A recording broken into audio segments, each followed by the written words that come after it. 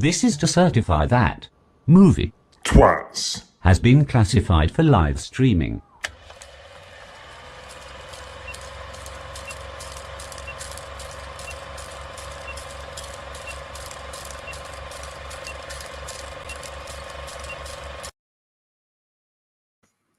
Good evening, ladies and gentlemen, and thank you for joining us on another week of Movie Chats. As you can see, I am by myself at the moment. Little Steve is on his way. He's just sorting something out. I hope you've all had a good week. Please leave a message in the chat. Let me know what you've been getting up to, if you've collected anything good or anything like that, or what have you been watching this week. Let's just get straight into the show. This week's been a little bit all over the place for me. So yeah, it's been a bit hectic. I hope you've seen the video I put out about my birthday pickups, and I did pick up a nice little 1987 Mini Advantage. So that's been taking a bit of my time as of late. We've been trying to get that up and running. We'll say up and running. It runs perfectly. There's just a few little bits that we need to do to it, just to modify it and bring it up to a little bit of modern day sort of comfort. So far we've only got two people in the comments. We've got Lin, thank you for joining us, and we've got my friend Peter Eblin. We do need a Xbox catch up shortly. Just come on, Steve, you can always put them on hold. Yeah, so we've been trying to get the Mini sorted, and we have started our own little channel, Life in the First Lane. So please go and check it out. Go and subscribe to that. What that is that's Lana and I's vlog channel. So when we're off on our days out, or just going out for a general driving either the Mini or the Mazda, we're going to film it. Just film what we get up to.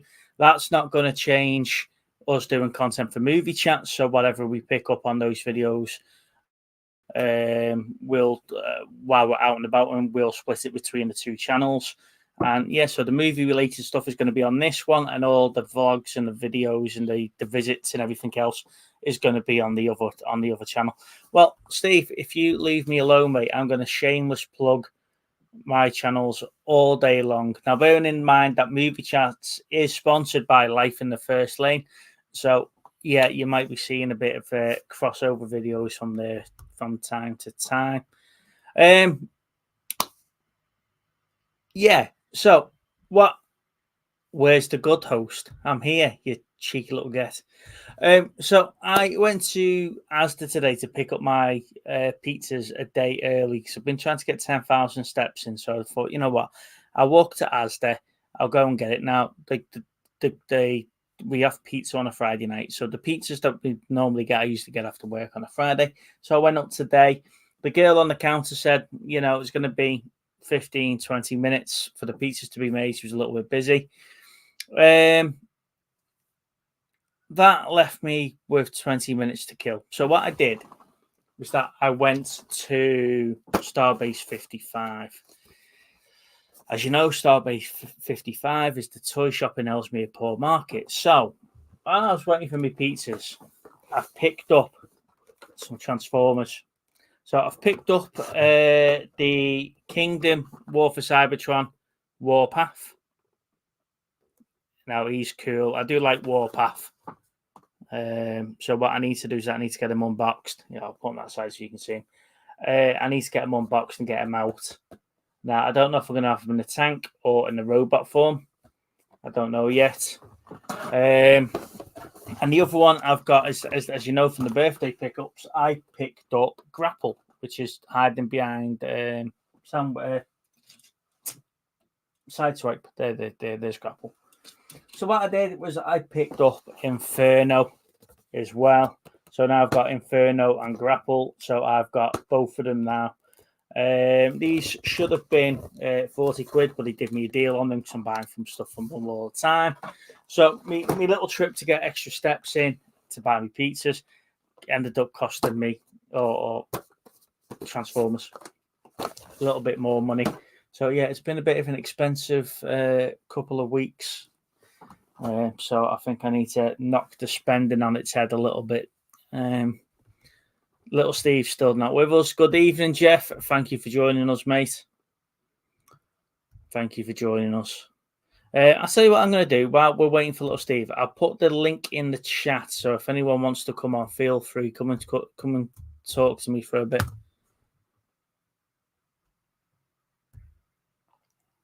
There you go.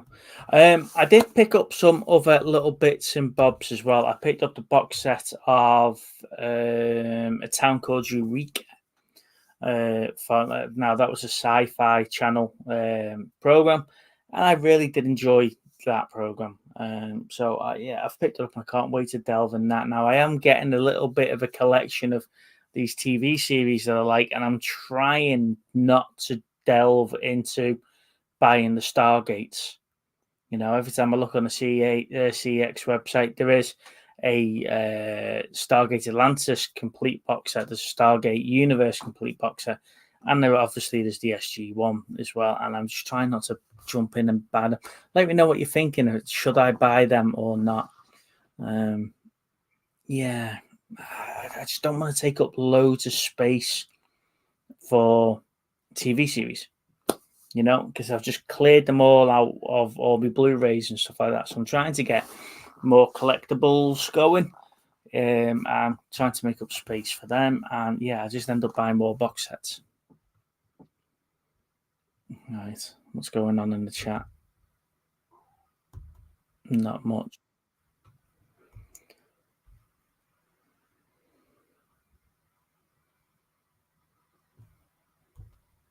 There we go. He's finally decided to join us. Well, I just thought I'd let you give you time to plug all your other channels you've got.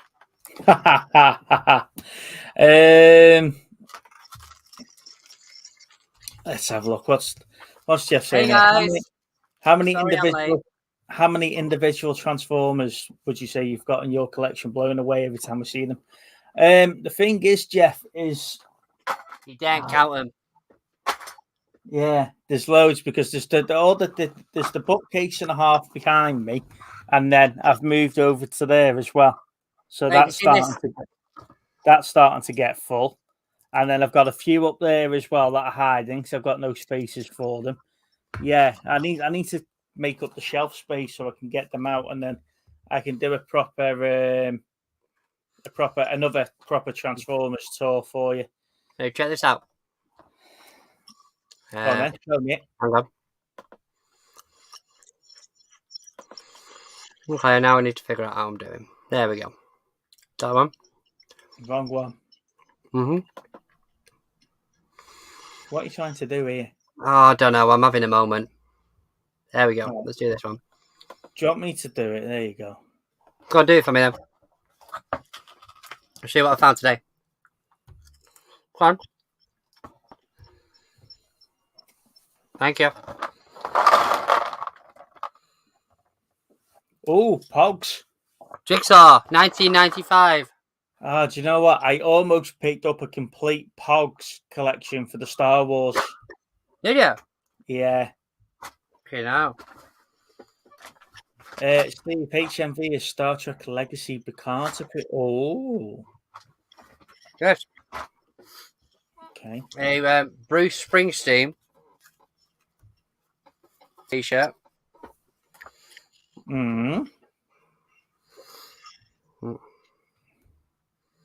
Very good. Single stitch. Very nice. I found that today. Yeah, so I had a bit of a wander around. Now I've got some really cool ones, Jeff, and I'm hoping I can get a few more as well. One of the toy shops I like to have a look at has got a Unicron, a Transformers Armada Unicron for £85, and I am tempted. But like I say, I've just spent all this money on the Mazda and the Mini, and yeah, it's Well, when you have your own car showroom, that's just a problem, isn't it? yeah. I've still got the Volvo as well. I'm still toying with the idea: am I going to get rid of the Volvo? So, how many car spaces are you taking up? We've got 2 allocated to us. We've got 3 cars at the moment, and one of them's at Lana's mum's. So we've got 4 cars. So, with which 2 one's at cars. Lana's mum's then? The Mini? The Mini's at Lana's mum's at the moment. Yeah, there's just more space on her driveway that I can I can work on the Mini and stuff like that. So, you're going to get? Are you having to? You're going to have to downsize your cars then? I don't know if I am or I'm not. I don't think I can get any smaller than the Mini in the way of downsizing. But you'll see it because I'll bring it to Chris's. Which one? I can't. Which one? The Mini. Oh, fair enough. I took the Mazda to Chris's the other week. Yeah, but which one's the weekend car now? Because the convertible is probably feeling a bit left out. The convertible is going to be my everyday car. Oh, is it?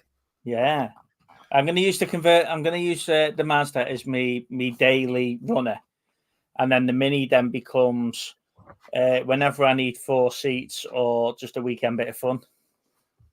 Whenever I need 4 seats, like you're getting 4 people in the Mini. That's funny. So, to be fair, I wish we filmed it, because I can get in the back of the Mini, and there's plenty of space sitting in the back of the Mini. I'm surprised how much space there is. I was quite comfortable. Yeah, it's mental, isn't it? Getting out of it is a different story. Right, because when you've got my frame, it's not easy to get out of a normal 3-door car, never mind a Mini. So that's brilliant. It's good fun. It is good fun. I can't wait to be driving it properly. Like I said, there's a few little mod cons I want to put in. Like it feels like you're going a lot faster than you actually are because you're so low to the floor. Yeah, I'm flooring it. You're only doing 28. Yeah, the fastest I've got it is 54 miles an hour, but it felt like we were doing 80 or 90. Yeah, 4th gear and it's rattling to fuck, like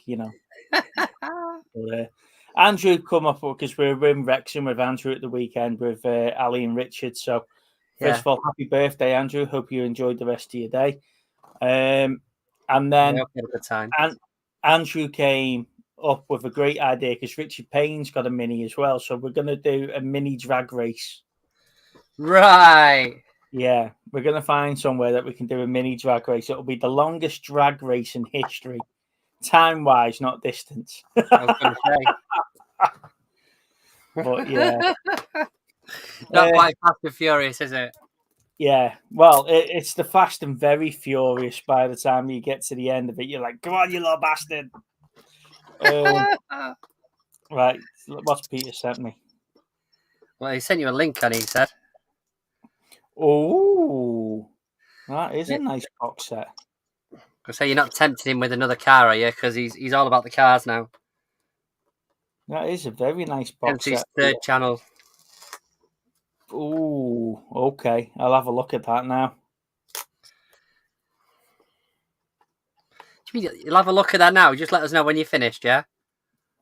Well, I'm sorry, mister. I've been on the phone for 4.5 hours and I'm still late for the show. Hey, that's not my fault. That is your fault. You're the one that not my fault. Not my fault at all. You're not going to win. They kept putting the phone down on me. It's like they didn't want to talk to me. Well, I'm not surprised.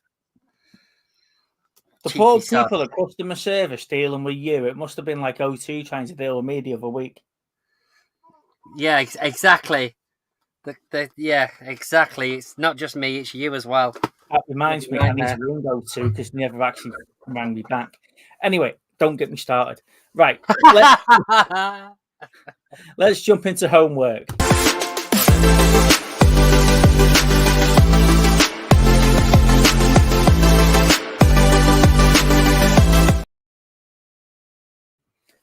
Okie dokie. So the homework was selected by Rob and Lee from the Bounty Duo last week. The first one that Rob picked was Innerspace. Now, what year was that? Was it 93? I'd like to say. No, it's earlier than that. It's definitely earlier. 87. There we go. I knew it was 80s. It's got that 80s vibe on it, hasn't it? Yeah. What's that guy? It's really funny. Martin Short. That's the one. So it's Dennis Quaid, Martin Short, Meg Ryan. The premise of it is that they are doing experiments and testing, and they shrink a little man down in a capsule, and it goes wrong. Someone tries to steal the experiment, and they accidentally inject him into a passerby. Yeah. So you can just imagine what it's like having somebody the size of little Ant Man running around your body, right, in this little capsule. Yeah, and things go well. I'd say horribly wrong. It's not horribly wrong. It's just comedy wrong, isn't it? As he's pulling on different parts of his body and whatever, while he's trying to work out where he is, and he's looking through his eyes and stuff like. It's just a great little scientific film, and I love it, and I think it still holds up today. Yeah, I was just about to say that. Although the film's nearly 40 years old. Yeah. Oh, Jesus. Yeah, it holds up, doesn't it? I mean, I think Martin Short, I think his comedy's timeless anyway. Because he's the guy that he gets injected into, isn't it? Yeah. Yeah. What do you think then? I really enjoy it. I think it's a great film. I think the like I say, the bits where he's forced into doing stuff because he's like, no, you've got to kiss her. No, you've got to do this. You've got to do it. And then he kisses her, and then he transfers her from him to her and stuff like that. Yeah. Like, whoa, hang on. What's going on here? And stuff like that, where he makes him punch people and stuff because he's pulling on the muscles and stuff like that. It's just great the way they've done it. It's quite advanced for its day, really, to be honest. Yeah. You're right, Robert Picardo, isn't it, Pete? He's the evil doctor, isn't he? He's the one that's trying to steal the technology. And then obviously you get the second person that gets injected into him, and they end up having the fight in between the two, but in between the body, and it's just like, right, at some point he's got to pass that out, but then you realize he's actually in the bloodstream, isn't he? So he's just going to go round and round and round forever, and he's going to have this little person inside him. Yeah. There's not a lot more to say about it, really, is there? I was trying to think how long the movie is, because it doesn't feel that long. No. Oh, Paul, yeah, he's the cowboy. Sorry, yes. Yeah. It's just a fun little movie, and like I say, it holds up. We were watching The Lawnmower Man and a few bits and bobs like that, and that I really enjoyed, that were the cutting edge of technology at the time that those effects were out. Robot Jocks. I love Robot Jocks, and I love the way that he did that. But you watch that now, and you're like, Jesus Christ! As a kid, made this in primary school, But Innerspace seems to hold up quite well, and it is a film that I would recommend. If you haven't seen it, I'd recommend you go. Yeah, definitely. It's up there for me with like Cocoon and places and ones like that. Like the sort of 80s classics for me. Just a bit of fun sort of movies. So it's definitely worth a watch if you've not seen it. Peter said he sent me the link for the 4K Hellraiser set as well. I'm not really a Hellraiser fan, but I'll forward that on to Steve because he might enjoy that one. Yeah, I'll be interested in that. And I am not going to lie. I have not done Parasite. That's both of us, mate, to be honest with you. I was trying to get hold of it, but there's nowhere local that's got it. Well, I found on my phone. Oh, have you? Parasite. However, I do need to message Lee and find out which version of Parasite it is, because there's a 2011, 2014, 2015, and a 2019 I'm going to say version. it's the 2019 version. Yeah. There's also the black and white version of it as well, to be I fair. just wanted to make sure which one it was. We've just had a hectic week in work this week. And I just haven't got around to watching the second movie. So, Lee, I apologise we never got around to watching yours. I've actually sat and watched more movies this week than I have in months. And it's not one. It's not Parasite, unfortunately. No. I've had a few on the playlist that I've been meaning to get through. So I've been watching them where I could, and obviously Love Island's finished now, so I don't have to watch that every night with Lou.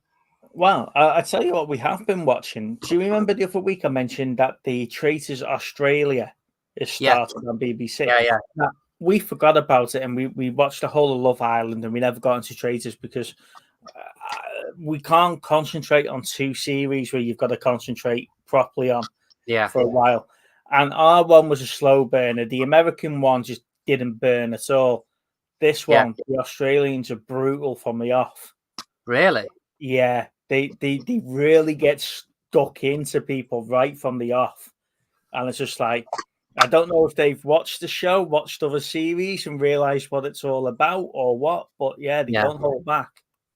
They're not holding back. So if you can, watch the Australian Traitors. It's on BBC iPlayer at the moment. I think, what was it? Was it the American one I tried to watch? Yeah, I think it was, because I watched the UK one. And the American one had that Alex, what's his face in. Yeah. I went to watch that and never really got into it. No, the American one didn't really burn at all, but the Australian one's brutal. Speaking of Australia, have you seen that obviously that's been going around this week about the media over there? That's mental. Well, there's been a couple of videos out, hasn't there? The likes of AJ and other YouTubers saying that it's the death of physical media. Now, we've been saying that for a while on our channel. You know, we're ahead of the curve. Is that what you're saying? Steve, we're always trendsetters. What people don't realise is that happens, right? So we've been saying it for a while that there's, with all the collection box sets and everything else coming out, all the studio releases, £80-90 worth of box sets. What is the point in a studio releasing a $12.99 the Blu-ray version of it when they're going to release an £80 box set that everyone's going to buy? Yeah. I'm surprised it's took so long, and I'm surprised they've done it in Australia to start off with. So there must be something different in, say, the US market distribution and the European distribution if they hit in Australia first. Yeah.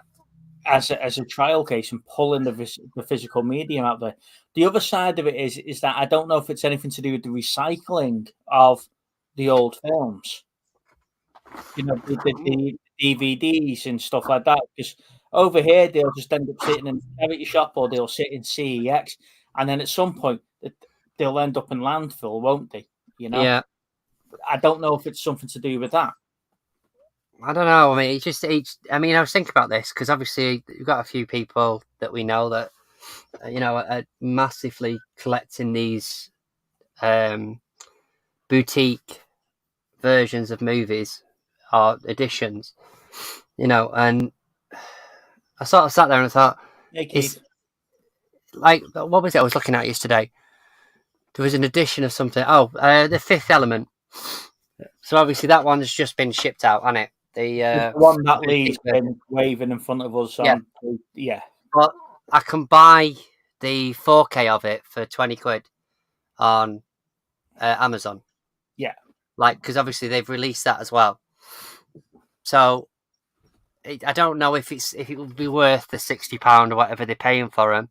Multipass, yeah, exactly, Jeff. And you do get a multipass with that limited edition version.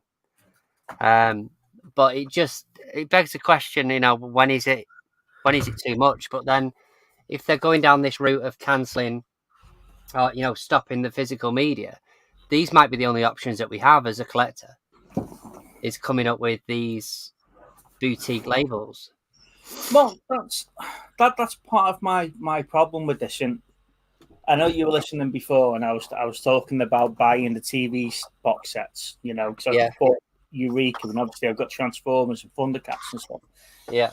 But then I've seen that there's about 3 or 4 different versions of Stargate SG-1, right? And they're all in different box sets, and they're all in this and everything else. And I didn't know which box set to buy, and I don't want to fall down the rabbit hole of getting one and then liking the artwork on the other. And then I'm thinking to myself, do I really want these on series? And now talking about the death of physical media, Yeah. where would you get these going forward? Because I'm watching SG Stargate Atlantis off my phone at the moment because I've got season 1 on DVD, so I'm watching the rest off the phone. Yeah. And then obviously Stargate Universe is the next one, and that's on the phone. Are we going to see an increase in these sites popping up and then not going anywhere because these get shut down on the regular, then they appear under a new serve? Are they just going to leave that running, do you think? And then which version of that program am I watching? Am I watching the American version? Am I watching the British version? Because obviously or an edited version. Yeah. And this is the thing, is that you're looking at these things and you don't know, unless you've got an original copy of something. Like the newer generations aren't going to know if something's edited, really, unless I think the best way I could describe it is like, if you look at something similar like Only Fools and Horses, for some reason on UK Gold or Gold or whatever it's called now, they have slightly different versions. Mm-hmm. There's actually more footage on there than there is on the DVDs, which it's all to do with licensing something or other. Well, the easy option to take there is Star Trek Generations. Yeah. The Enterprise is crashing. Data swears. Oh, shit. Boom. Right? Yeah. There's been 10 different versions of that film released since that, right? And only about 2 of them have got that clip in them of actually swearing. They've cut it out. It's not a deleted scene. There's no mention of it. Yeah. It's just gone, right? So old farts like me that remember the original release and buzzed off it in the cinema when Data was swearing, the newer generations won't know that happens. Yeah. So here's one for you then. This is another side of physical media collecting that's annoying. Is Orange is the New Black. I have seasons 1 to 4. I love this program. Seasons 1 to 4 on Blu-ray. I cannot get, for love nor money, seasons 5, 6, and 7 on Blu-ray. So I've had to resort to a DVD box set of 1 to 7 because there isn't, to my knowledge, and I'm not saying they won't be in other countries, but to my knowledge, I can't get 5, 6, and 7 on Blu-ray. Well, Attack on Titan. Yeah, right? I've got all of them now. So the first the first 2.5 series are on DVD, and then the rest are on Blu-ray, right? Yeah. So season 1 of Attack on Titan on Blu-ray is like 18 quid, right? Yeah. Season 3, where I start the Blu-ray, goes to DVD, goes to £20, and the Blu-ray's 8 quid. What? Yeah. So to get the newer series, it's actually cheaper to get it on Blu-ray than it is to get it on DVD. But the earlier series, it's more expensive to get it on Blu-ray than it is to get it on DVD. Wow. So they must have decided, right, we're going to do a load of Blu-ray releases of the later series, and not bring that many of the DVD. But I know I meant to ask you. You know that box set you've got of the Transformers? Yes. Right. Did you order that off the website or was it in the store? Off the website. Right. When you searched it on the website, what's the difference between the box sets? I think one says it was the G1 release and one's the classic release. Because I've looked and I think I could find, especially on CEX, I could find 3 different box sets. Yeah. Now, I never went with the silver one with the logos around it. I never went with that one. and I didn't go with the G1. Which one did I go for? What was it called? How do I get my bloody orders up on here now? Rebuy. That's the one, isn't it? No, it's not rebuy. It's resell. Resell orders. Here we go. Yeah. So if you're not looking, you'll be looking at the silver one, which is Generation 1 Collection, which is £42. Right, so I got the Transformers Classic Animated Collection, 13 disc, £20. But you've got, I mean, to be fair, the other one at £12 is just purely season 1. Yeah. So you've got the complete original series deluxe edition, right? Now, I've got yours, the one that you've got. I've got that on save, but £20. yeah, but this one is 14 disc for £42. And I don't understand why, unless it's just a later release, maybe. Has it come with Headmasters? What is that? Right, so at the end of season, I think it's the beginning of season, at the end of season 4, there was an episode called Rebirth, right? Which is a 3-part episode. And that's where we start getting the Headmasters in. But then there was like another couple of episodes of the actual Headmasters. So you might have got the extra disc.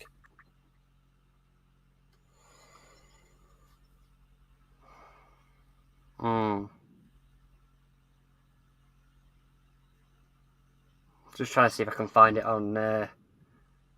It's not because I don't think it's. I mean, it's not going to bother me too much. I don't think it's worth paying the extra 20 odd quid for. That's why I'm thinking if you got the series of Headmasters. I haven't got any of them at the minute. I've got series 1, 3, and 4, normal. Yeah. But I wanted to get the box set, and I was going to get the £20 one. Yeah. Hey Ali. Hey Dave. If anybody actually knows why the Clint mug looks like something else. Anything else for a second? Let's see. Let me read what it says in the description. Yeah, just have a look. Because like I say, it was just bugging me. I meant to ask you about it. Because you're saying that the one that you've got hasn't got that on, I'm guessing.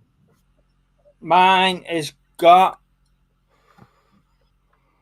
the Headmasters. Mine's got the Headmasters episodes, but it's in the back of another disc. It's what? It's like what? You've got it separately. It's on the 13th disc. So I've only got 13 discs, but they are there. Well, let's have a look at series 4. Because the problem is series 2 comes out in 2 parts. Series 2 comes out in 2 parts, so I'd rather just get the box set than I would do that. What's that? Thanks, babe. Okay.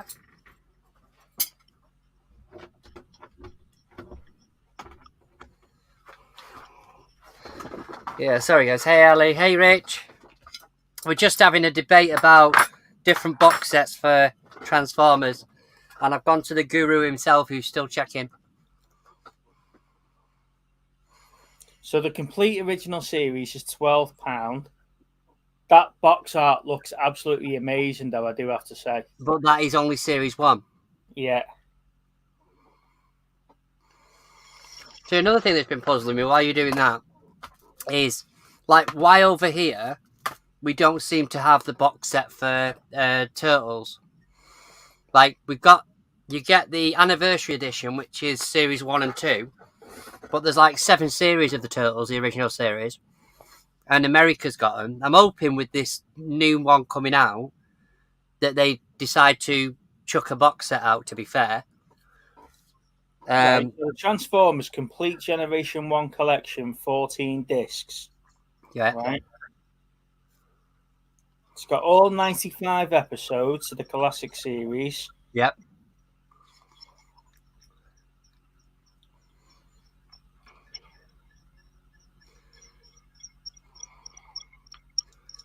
Yeah, I think they've just separated it over 14 discs. There's no reason for it. It's not saying what it is.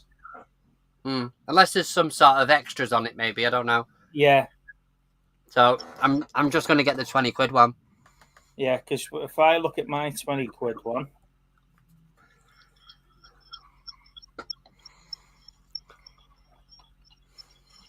yeah, it's got all 95 episodes of mine on mine. Yeah, I know. I mean, like I say, it's literally, but it's the same as like Defenders of the Earth, isn't it? Because Defenders of the Earth, that one I've got's like 14 discs or something stupid. Mm-hmm. But then there's like a 7-disc version. There's there's another version as well, which is less discs as well. Mine was the one that was rare, so I picked that up as soon as it come available. All right, I'm getting off CEX before I buy something. Live on air. No, the thing is though is that I was struggling to find something to watch. I just watched the Witcher season 3, the end of the Witcher, and so I put the 86 movie on YouTube because you can get it for free. So I just put the 86 movie on, and I'm watching it, and I'm like, oh, I need to get that Transformer. Oh, I need to get a G1 Prowl, a G1 Brawn, because I haven't got one, and I haven't got a G1 Ironhide. So I ended up buying little Ironhide when I was in game the other day, and I think I'm going to have to stop watching this because it's becoming a shopping list, and I'm just addicted to buying stuff at the moment. Yeah. Hence, I went for pizza and come back with 2 Transformers. You know? It's I don't know how you're doing it. I've got no idea. There's so many that you've got. And you're finding these things and going, well, actually, I need that one. But there's so many, and then there's so many Transformers that might have only been in it for like 2 episodes, and then they get killed. Yeah, you know, and stuff like that. And it's a proper money maker, though, isn't it? Like, proper like. They must be just at the time. They must have just been spitting them out to Toys R Us every other week. Just another one that made an appearance. Yeah, season 3 after the Transformers the movie, right? So you get Transformers season 1 and 2, then the movie, and then the movie kills off 80% of the cast that you already know. Then season 3 was just a cash cow for Hasbro to release a load of new toys, right? Yeah. And they're the ones we've got. However, when I was in Starbase 55 before, I was talking to the bloke. And like I say, he done me a good deal on these because he knows I'm going in. And he's got 40 new Transformers coming in this evening, right? And he's gonna have to save. He's gonna have to sort them out and see what conditions they're in. And I was like, right, okay. When are they going in the shop? But then he's going to Transformer Nation at the next weekend. So he was asking me, is there anything if he wants to keep an eye out for me and stuff like that. I was like, don't do that, because if I come back and shop and list, you end up spending 500 quid on Transformers for me. The missus will go absolutely ballistic. You know? So I'll just wait and see. I'll just wait and see what his comebacks were from Transformer Nation. Fair enough. Yeah. I still don't know how you're managing to find ones you don't have. I say it's quite easy. It's quite easy. So, as I was saying earlier on, I've had a few movies on my to watch list this last few months. I say month, probably a month or so. I managed to get through. So the first one, let's go with Fast X. I enjoyed that. Yeah, I enjoyed that. I thought Jason Momoa was actually quite funny. He looks quite annoying on the trailer, but I actually found him quite funny. Yeah, I watched a review. I'm saying something like, if the Joker and somebody else had a child, that's what it would be. I forget who it is now. But Yeah, he's not the sort of character I expected him to play.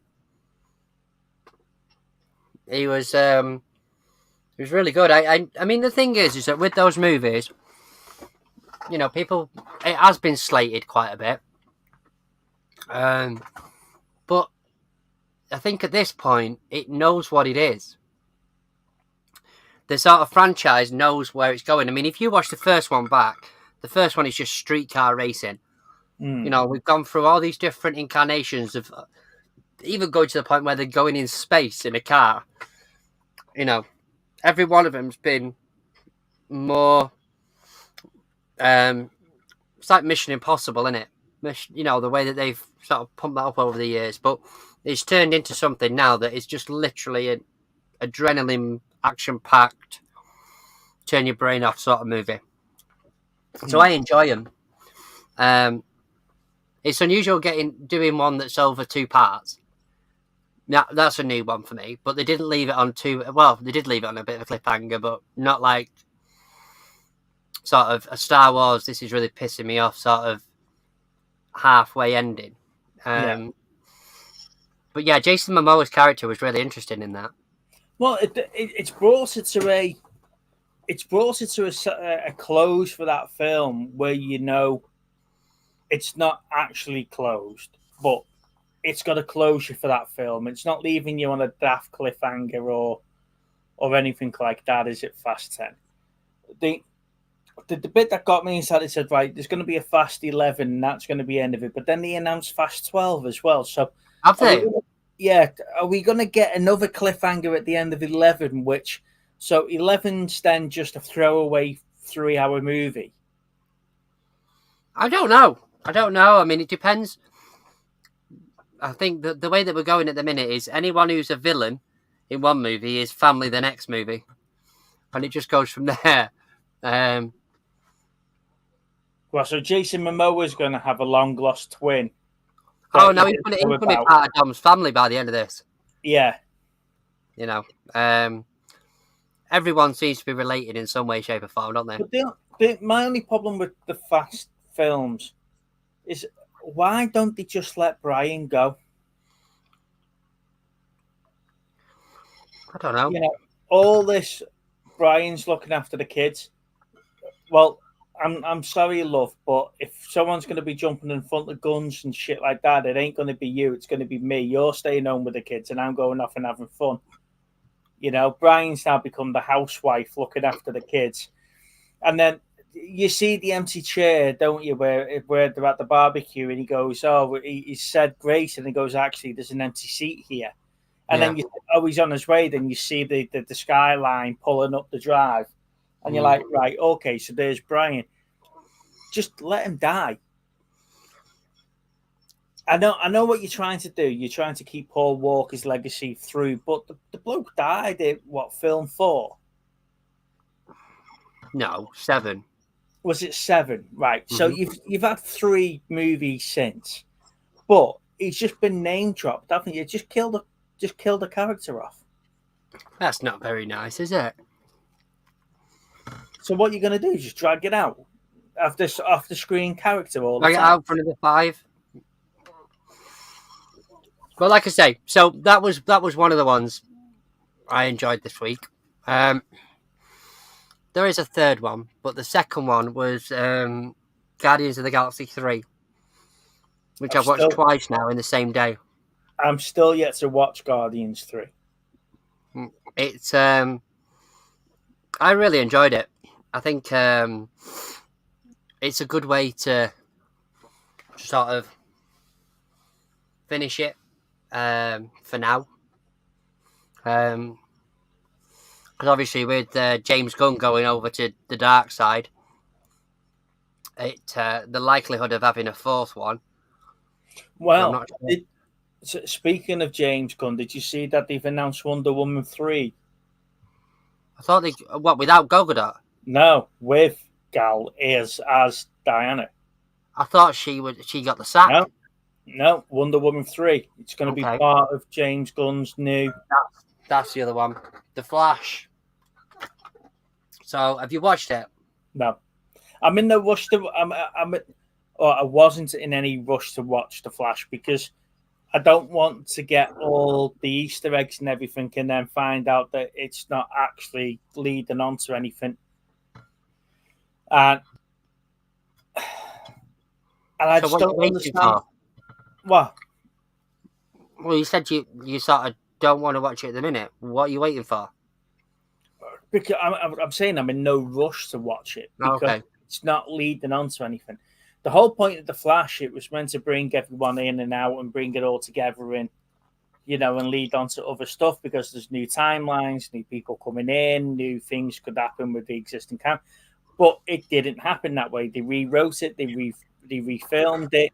The George Clooney bit at the end with his Batman, you know, that was supposed to be Ben Affleck. It wasn't supposed. It was, you know, and it leads into another Batman from there. And stuff like that. It's supposed to have been something a lot bigger than what it was. That scene because you were meant to be getting Cavill's Superman next to him as well, and it never happened.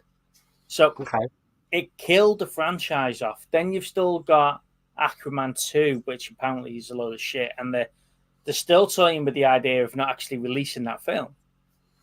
So The Flash to me is a near all day film for me because it's not doing anything. And I'm not saying that all films should be linked because I've championed that we don't need these films that have 8 different parts to it with 8 different standalone films that you've got to understand what's going on across all of them. A nice standalone film, but this was meant to be a franchise linker. And so it's either got to do that or it's a standalone. At the moment, it's neither. So the potential of a Supergirl movie, that's possible. Well, that's happening, isn't it? Because she signed on for 3 more films. Okay. I mean, to be fair, one of the best parts about the film is her. And, like, I wasn't a massive fan of putting her in there, to be honest. But she's a really good actress, and she did a good job. Ezra Miller, what's he called? Ezra Miller. That's the man. I could take him or leave him. I don't know if I like him as a Flash, to be fair. At least not embodying his own movie. Like when he's a side character, I don't think it's as bad. But obviously him and his alternate, because every movie now, as a Marvel or DC, has to be multiverse related. So I'm not sure about him, but obviously the main reason I watched it was for Batman, for Michael Keaton, you know, and Michael Keaton pretty much steals every scene he's in. Don't forget though, Flashpoint was a big DC story. We got Flashpoint in the Flash series. It was one of the crossover things. Yeah, I know that, but the thing is that it's this whole multiverse stuff's just been done to death, and I think for a franchise that had it well before most of the others, sorry, that's just such an insult. That's too much of an insult. You know, so, but I'm on the fence a little bit with that movie. I'm not sure.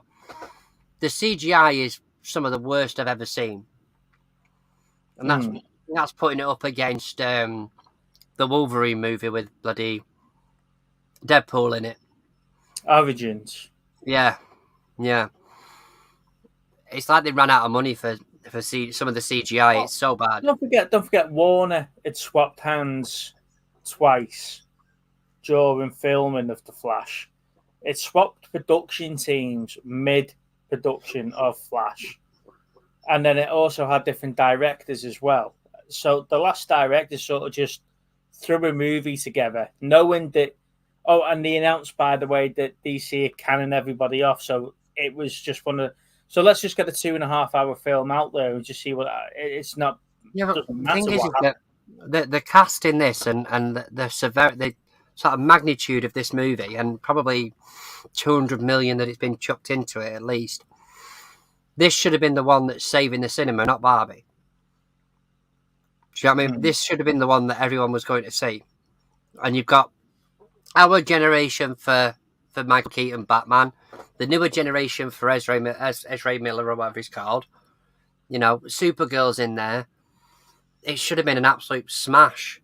It was meant to be launching the new Justice League, Mm-hmm. the younger Justice League. Yeah. That's what it's meant to be doing, because it's meant to be bringing Keaton in as the older statesman. It was meant to be having Ben Affleck in there as well to hand the torch back to whoever it was going over to, because you were having a Robin, a Robin or a Nightwing type of character. Mm. We're not getting that now. I don't know if we are going to get that with Gunn, because he's announced a new Supergirl and a new Superman and a new Lois Lane. So he's rebooting Superman, so we're getting a younger actor playing Superman than we've got with Cavill or anyone like that. But it's more of a fact of the Flash was meant to kickstart all of that for the next phase of the DC movie, and we're not. What's worse at the minute? There is a rumor that the next season of Mandalorian may have changed to a movie. Okay, that's cool, Peter. Didn't know that. I think that's more to do with. I think that's more to tie in with the Ahsoka stuff, because to me, Mandalorian's coming to an end. There's not much more that you can do with Mando now. Yeah. So, what's worse at the minute then? Would you take an infinite amount more Disney live actions, or would you take yet another reboot of franchises we already know that have not been rebooted, like not that long ago? In the way of live actions, you're talking about Snow White and the Woke Patrol. Oh yeah, I'm talking about. It's like we've got 60-odd movies, 50-odd movies that, there's a good 45 of them that haven't been live actioned yet. So should we just keep going with them, or would you want to see yet again another reboot of probably a Flash, another reboot of a Superman, another reboot of Supergirl? Considering we've got the thing is that you're arguing over IPs there, right? What's gonna generate you more money, right? So Disney have obviously running out of ideas, hence why we're getting all these live actions of films from 30s to 40s to 50s. You're getting all of that. Not even that; it's 80s and 90s. Well, yeah, but when you're talking the likes of Cinderella and stuff like that, that you are talking that far. But Peter's saying he votes for a live action Atlantis. That would be great. That'd be cool. I'd like a live action of Titan AE. That'll be great. Sci-fi based one. But which one would I like to see a live action of one that I've not got? Would I like to see a remake of The Black Hole or Forbidden Planet or, something like that? I don't know if I would. Would I like to see a darker Black Hole? Give me a Disney remake of The Black Hole, but in the style of Event Horizon. See, if we're looking at Disney's and where they're going in sort of chronicle order or the order of the releases, you're possibly looking at the Rescuers. Mm-hmm. You're looking at, let's say, Pocahontas. Yeah. Hunchback of Notre Dame. Mm-hmm. Hercules. Well, we've had live action Hercules, haven't we? Have we? We've had several of them recently. What, a Disney production though? Well, what was the one with the Rock in it? He was Hercules, and then you've had a couple of Hercules movies, haven't you, recently? Well, obviously, there's already a Mulan, so you've got maybe a Tarzan, which we've had a live action of Tarzan several times. Lilo and Stitch, Emperor's New Groove. Well, Lilo and Stitch is on the way out, isn't it? That's in production at the moment. Robin Hood. We've had several Robin Hoods. Yeah, but they're not classed as, they're not the same, are they? They're not classed as the Disney thing, really. Chris, anyone got a clue what they're talking about? Movies, Chris. Yeah. So we're talking about the way that it is at the state at the minute of Disney and Marvel and DC.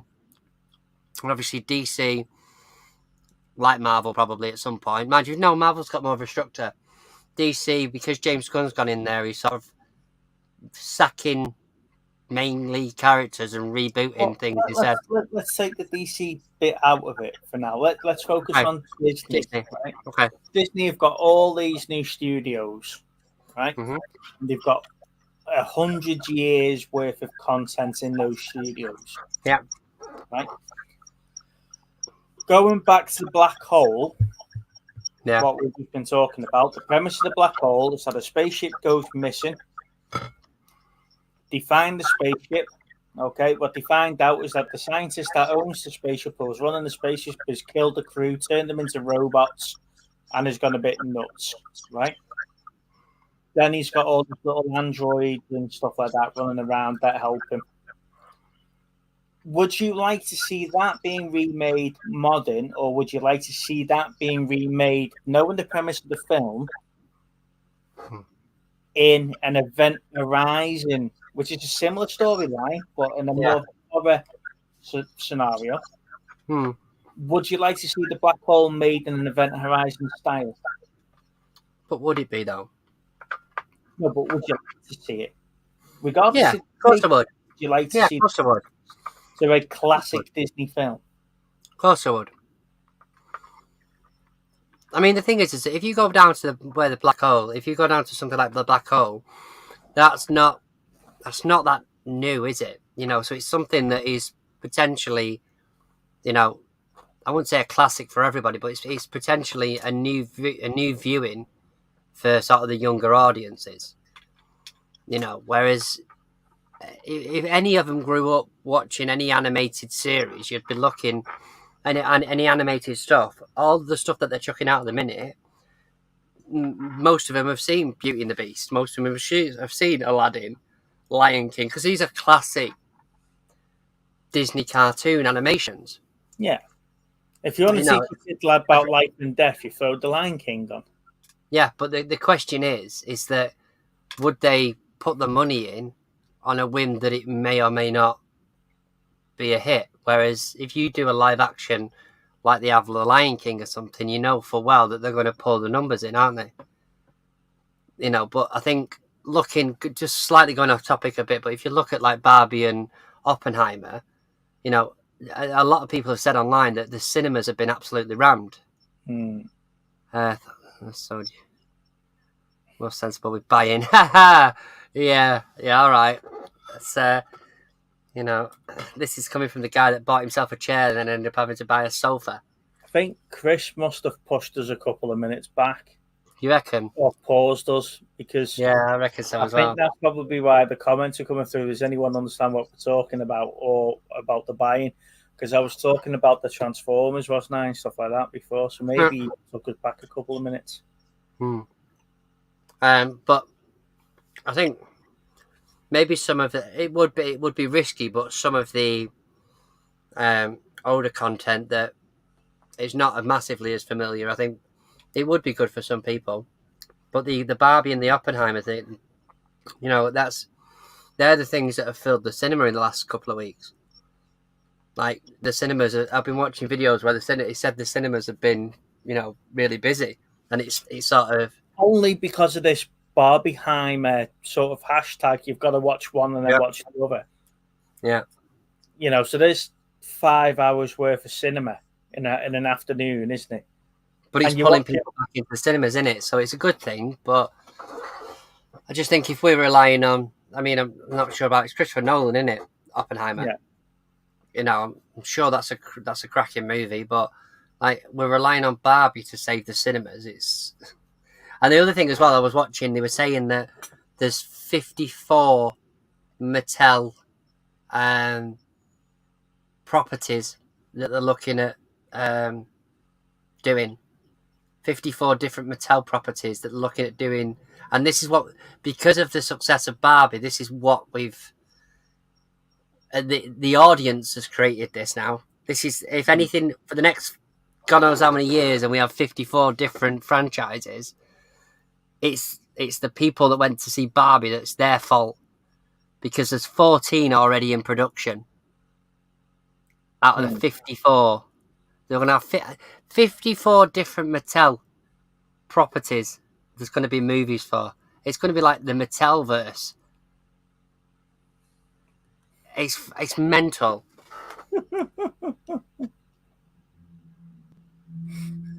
Yeah, Chris is behind because he's talking about Transformers, Transformation. Is that a bit confused? I had the move music on, and somehow double action Steve took me to. Hey, buddy. What's Transformers Nation, and why don't you go? Well, that's a point. Yeah. Why aren't you going to that? Where is it?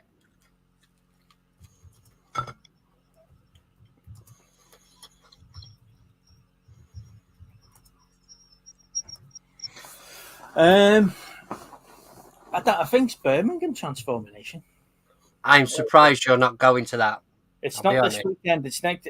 I think it's the weekend we're at Chris's. Oh, is it?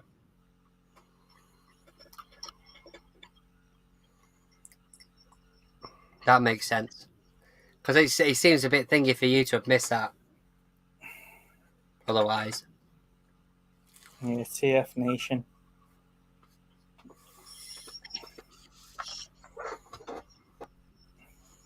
You found it? The 11th and 13th, so it's next weekend in Birmingham. Oh, so you can go to that then. Just tell Lana you're taking her out for the day. No, what have we got on next weekend? We've got something on. There's a reason why I can't go. And it's not because Lana won't let me. I was going to say, if you want to go, Steve, you can go, mate. Yeah.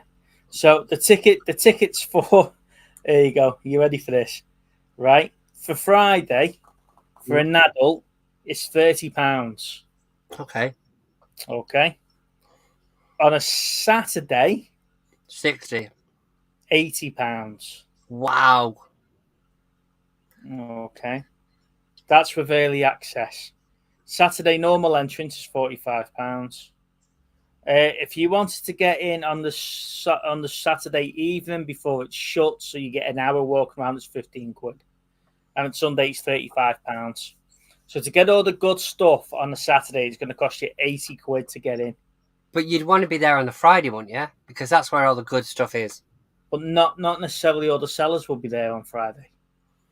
So if you want to have a look at all the different stands and have a look at all the bits and bobs that they're showing off, yeah, that'll be the place to go. But on the Saturday, all the sellers will be there, so that's where you'll get all the good stuff and all the cosplays and everything.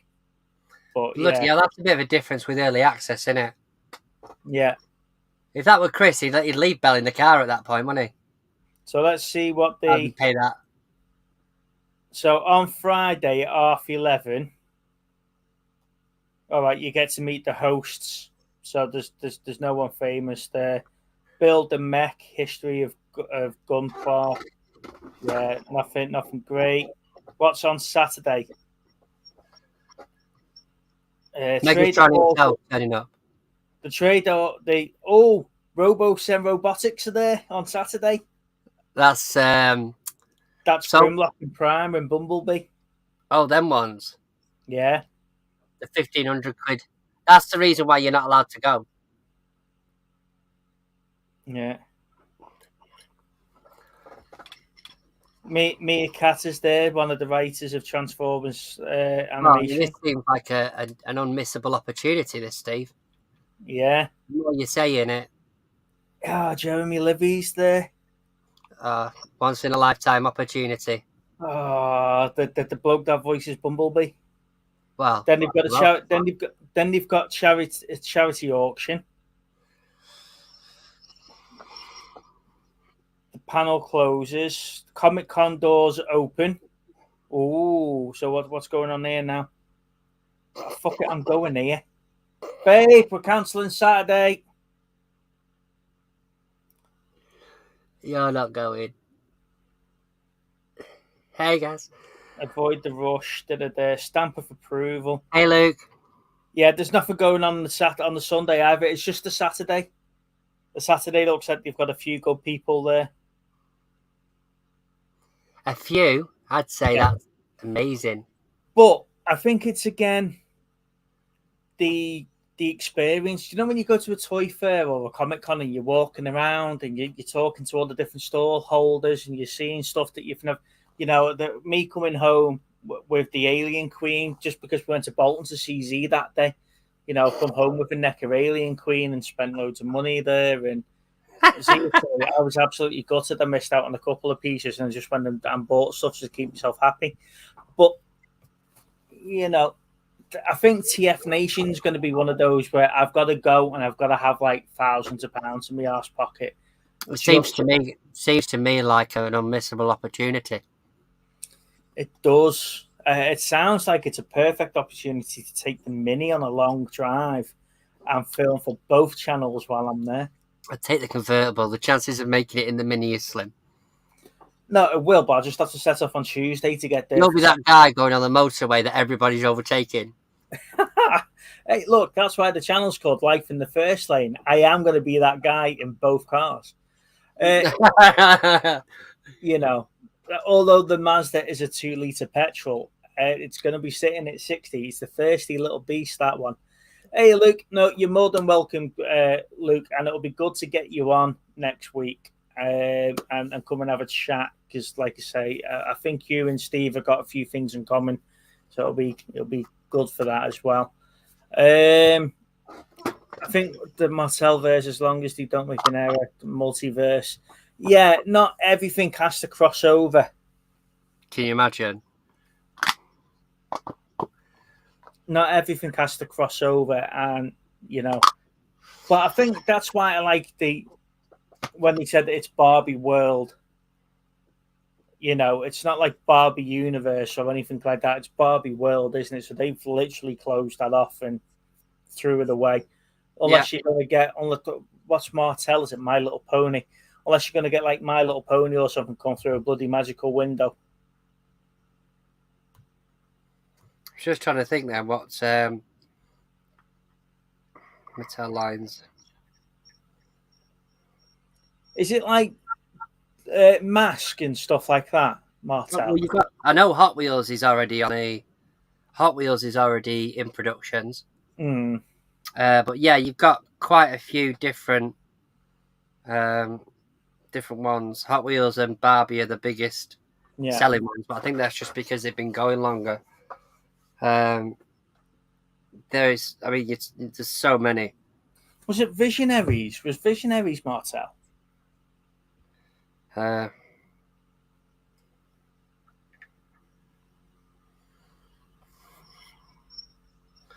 List of Mattel toys. Let's have a look. Voltron was. He-Man. Halo. Don't think they'll be doing that though. They've already got a TV series, haven't they? Jurassic Park. Masters of the Universe. Mighty Ducks. Had a toy line with them. I mean, there's got to be there's so many. I mean, 45, I think it said. 45 different things they're looking at doing. Yeah. But all your Pixar stuff is Mattel. Mega Blocks.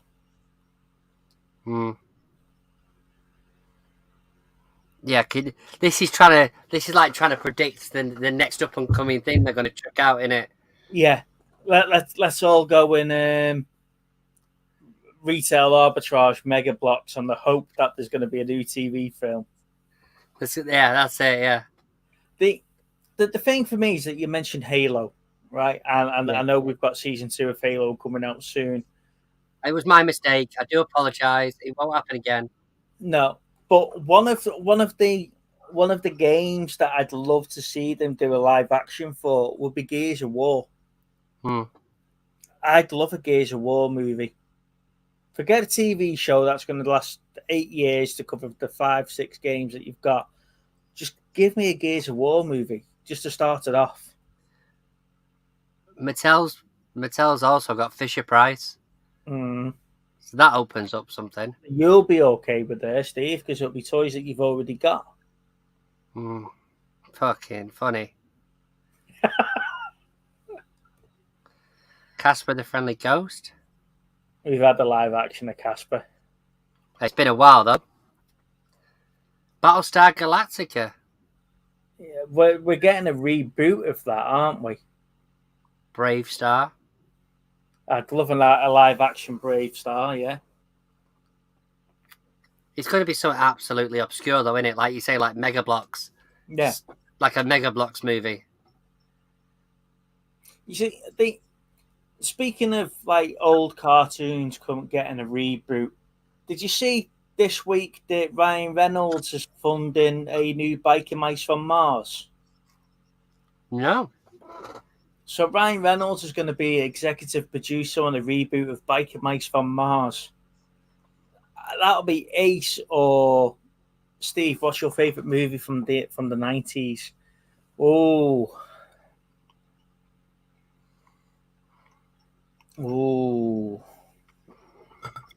that's a hard one. That the favorite movie from the 90s.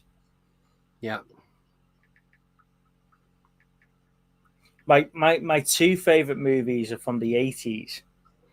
It's Wrath of Khan and Aliens. The 90s.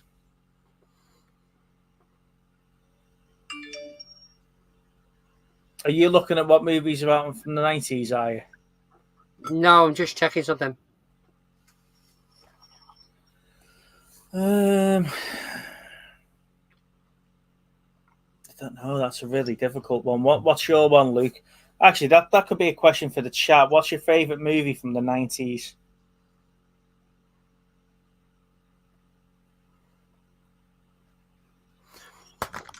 Go.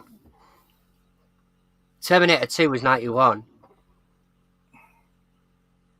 That's probably my favourite action movie from the 90s. I know yours is Titanic. Yeah, fuck off, dickhead. So I'm just looking for movies from the 90s, and yeah, it is really a tough one, because you've got Mortal Kombat, you've got the original Jurassic Park, you've got Blade, Street Fighter. Yeah, you've got Spawn, you've got Event Horizon, you've got Starship Troopers, Judge Dredd. Fuck me. Wow. Total Recall, Mars Attacks. I'd have to say I love Spawn. Spawn's a great movie. Michael Jai White, I think he's brilliant. However, looking at that list there, I'm gonna have to say what? Saving Private Ryan wasn't the 90s, was it? Yeah, Saving Private Ryan was the 90s. Yeah. Are you sure? Yeah, I think it was about 94, 95. No, was it bollocks? Oh my god, you're right, but you're wrong. 98. 98, yeah. Bloody hell, sorry, Ali. I thought that was early 2000s. Yeah, I'm gonna have to say, Starship Troopers. I think I'm gonna go with, and it is a difficult one because, like you say, we grew up as in the 90s, really. But Terminator 2 is probably my favourite action movie from that era. I think you'd have to do this fairly, you'd have to split it up into categories. But if I was to pick one straight off the bat, then it would be Terminator 2. Because it's the most complete movie, I think, for that. Hey, Neil. I think the thing with Saving Private Ryan, it is an epic movie from start to finish. I love that opening sequence. I love the beach landing. I love, stuff like that, and I love the story behind it. I think it's quite, although it's based in a wartime sort of setting, it's got that romantic feel to it, hasn't it? You know, 5 guys or a troop of guys tracing all over Europe to find one guy to send him home because he's lost his brothers. I think it's a great story. Do I prefer Band of Brothers over Saving Private Ryan? It's got the same executive producing team. It's, you know, and I think I prefer the Band of Brothers over Saving Private Ryan. Okay. But yeah, that bit at the end where spoiler alert if you've not seen the film from 1998, the bit where Tom Hanks is firing his pistol at the tank, you know, and then it explodes, but then he doesn't see the tank busters flying in, the P-50s coming in. It's just brilliant. It's just a great bit. And then you've got the bit where the Jewish bloke's fighting with the German and he gets stabbed. You know, and he gets stabbed to death.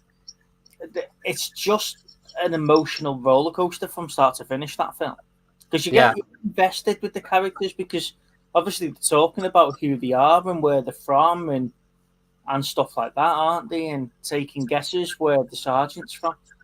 But then in Band of Brothers, you sort of get that feel as well, and I think that's where I'm sort of preferring Band of Brothers. But you've got 12 hours of that compared to 2.5 hours of.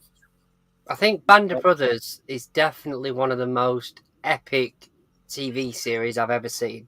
You know, when it comes to the budget, I mean, you could tell straight away who's behind it. You know, you could tell who the director was, and they pumped everything into that, and it did it justice. I think is the best way of saying it. And for me, I think Ali's right. I think for me, it is better than Saving Private Ryan. I mean, I didn't watch Saving Private Ryan until, well, recently, the last year or so, because I never really got round to watching it. And then when I watched it, yes, it is a good movie, but Band of Brothers is on a different level, I think. Yeah. Yeah, that's true, Ali. Winter evening watch for a week. Hey, Cal. Heat and Seven. Yeah. 2 great films. Yeah. They're talking about remaking Heat, or are we getting a sequel to Heat? But I don't know how we're going to get a sequel to it. I don't know. I mean, they'll do anything nowadays with CGI and, you know. Unless it's Al Pacino is the cop, because if I remember correctly, all the baddies get killed in Heat. Neil, that's interesting. Neil, you need to watch Band of Brothers, at least Band of Brothers. Yeah. Book yourself a weekend off, and then just hammer Band of Brothers. You know. But an interesting game with Band of Brothers, though, and count how many people are in it for like 1 episode or 2 episodes. How many actors come through that series? And there is so many big actors in it. Yeah, count them. Yeah, there you go. Ali's saying the same. Watch Band of Brothers first.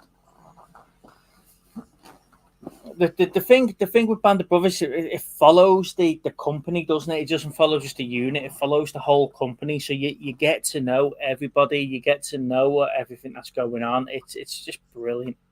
Yeah, I don't think Val Kilmer's coming back at any time soon to do a sequel, I'm afraid. I'm leaning towards Armageddon, okay, and A Few Good Men. Again, Armageddon's a great disaster movie. Great big blockbuster.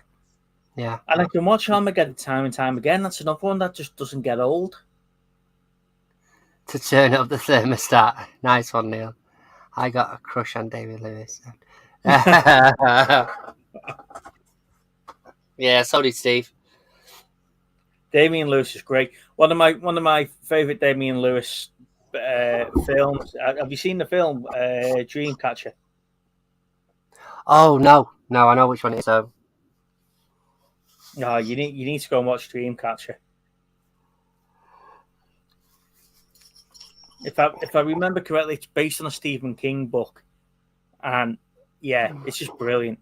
It's he's just great in it as well. The way that he plays the character with multiple personalities is just awesome. I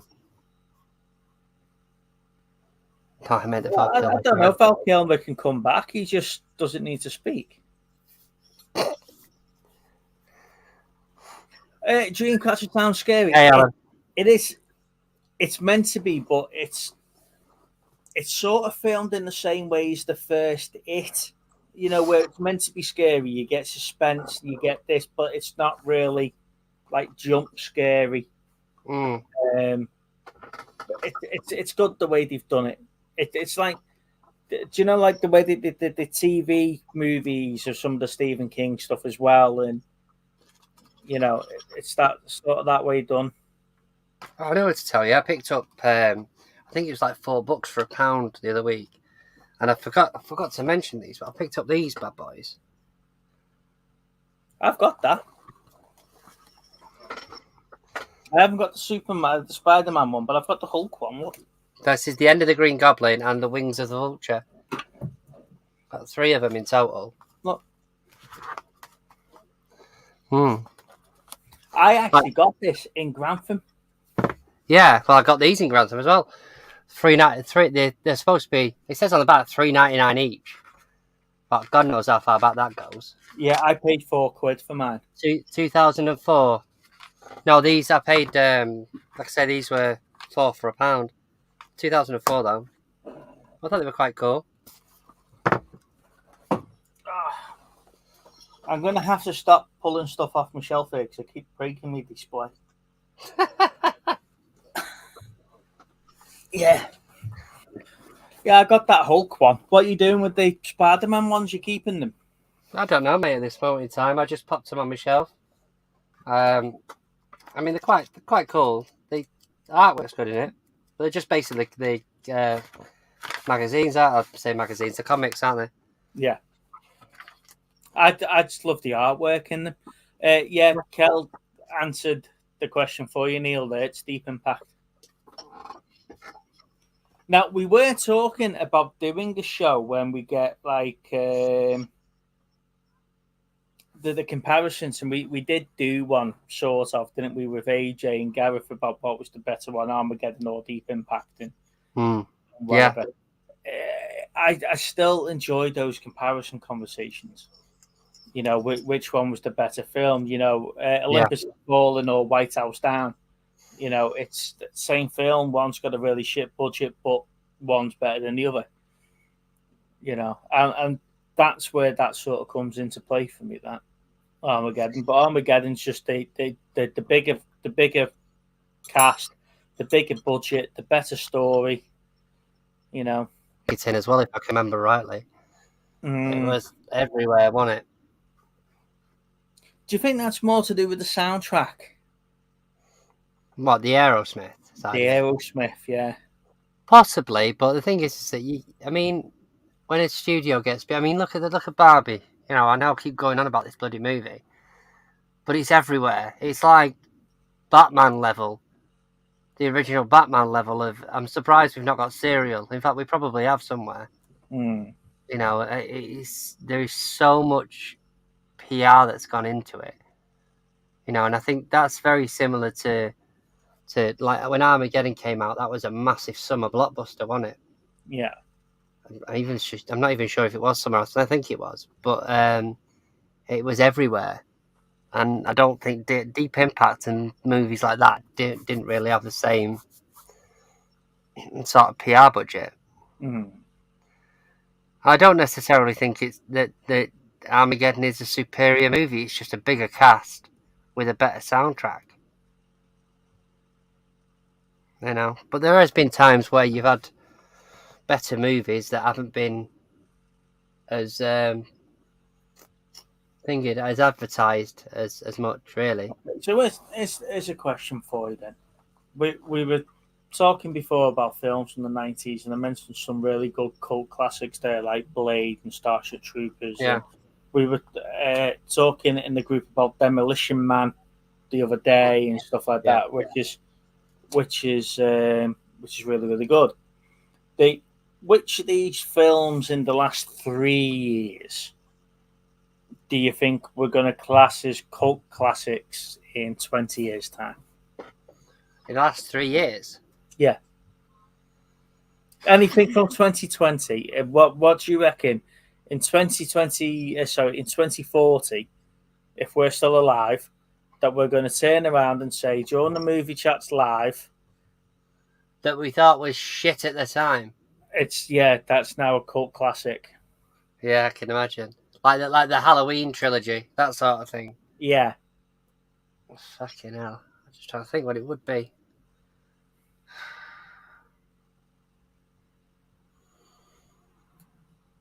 Do you know what? I think I'd like to think that some of these superhero movies that were absolutely trashed, like that we'd be appreciating them more after a bit more of a story or more of a story arc. Is that 1917, not 1915? Okay. 1917 was a good movie. Yeah. But yeah, could that be classed as one? Yeah, why not? I mean, it's a good movie. But like I say, I mean, I think maybe some of the ones we take for granted, like you'll find some of them that are on like Netflix and Netflix originals and stuff. Yeah. 19 whatever. No 19. There'll be a few that will pop up, won't they? That 1917, yeah. I can just imagine Ali when we're in Wetherspoons going, I like 19. Yeah, that's a great war film. 1915 is the prequel. Yeah.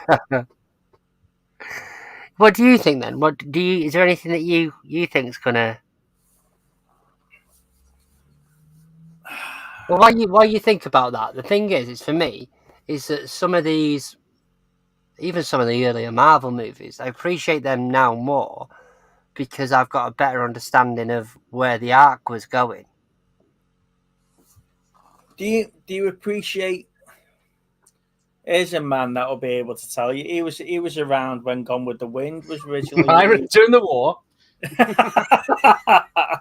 Evening, Gareth. Little Steve was doing all the heavy lifting on the show. People. I know. This is where I just leave you to it now. Yeah, so we've got this. Hang loose there, Steve. So, what was? All right, let's extend this out then. In honor of Ali's 1915, which films from 2015 onwards do you think will be classed as cult classics? 20 years. Yeah, that's going back even further now. Yeah. That gives you a small window pre-COVID, then, doesn't it? To have a think about what films have out then that you think would be a cult classic. I think there's a few I've said to you recently. Because I was ready with my Innerspace. Well, you got your Innerspaces lost there. Over there. When was the Fog remake? Well,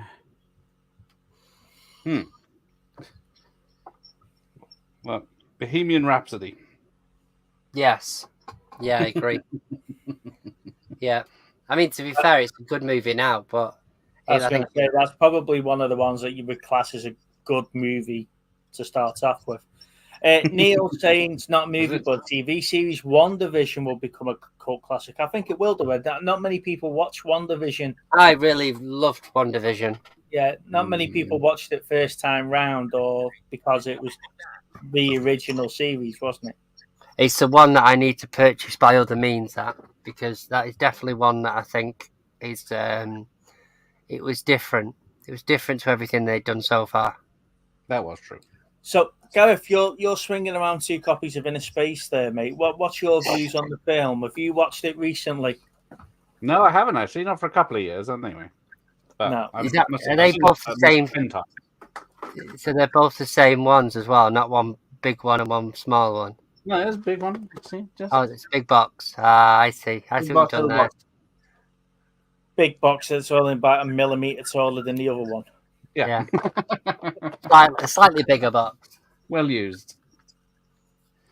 I'm trying to think of something.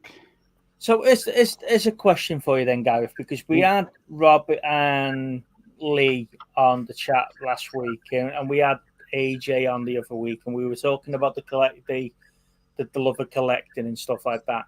And Lee was talking about studios now releasing the bigger 4K boxes. Does that come into... What are you doing, you? I don't know. I did that by accident. You, I pressed space I'm bar, and for some reason that's what it did. you fucking mong. Well, I know what to do now. Just press space bar. Do you when you're looking at VHS, do you prefer getting the smaller cases or the taller cases, or? It's always nice to have the X rental because they're more memory driven and they're a bigger box and they do take up a lot more room. But I did used to buy all the VHS when they were little boxes at retail, so I'm not fussed about either. I know the big box X rentals are more collectible, but in some of the old ones I got. The thing is that while I agree with some aspects of that, the tape's been ragged. So you're getting a far superior version on a smaller box than you are in a bigger box. That is true. What did I put on the other day? I tried one of my tapes. I think it was Batman '89, and biggest film of probably that year, and many others. And the tracking wasn't great. No, it was struggling. But then I put Condor Man in, which is 10 years older than that, and it worked great. Looked lovely. I passed on an LG VHS player today for a tenner. It was in the charity shop, and I was like, I even had a remote. Although the remote was nowhere near as white as it started off life as. Gross. Yeah. But yeah. Well, yeah, it's a slippery slope if you start collecting VHS as well as Blu-rays and 4Ks. And... Yeah, no, I've already done that one once. Like I say, when I was younger, I had one of the video shops near me they were closing down, and I don't know how it came about, but I ended up taking a load of their mounted racking, the plastic stuff. They said I could have it, and I don't even know because it was years when it was like. I must have been, I don't know, roller skating or something at the time because I definitely wasn't in a car or I didn't use my bike. But these things were massive, and I got my dad to put them up on my bedroom wall. Oh, nice. Yeah, it looked pretty cool, to be fair. Very collectible now, they are. I was in Toys R Us before Toys R Us closed down, and I said to the girl, what are you doing with all the racking? For the Transformers, they had a big Transformers display, and I thought, that'd be ace at home.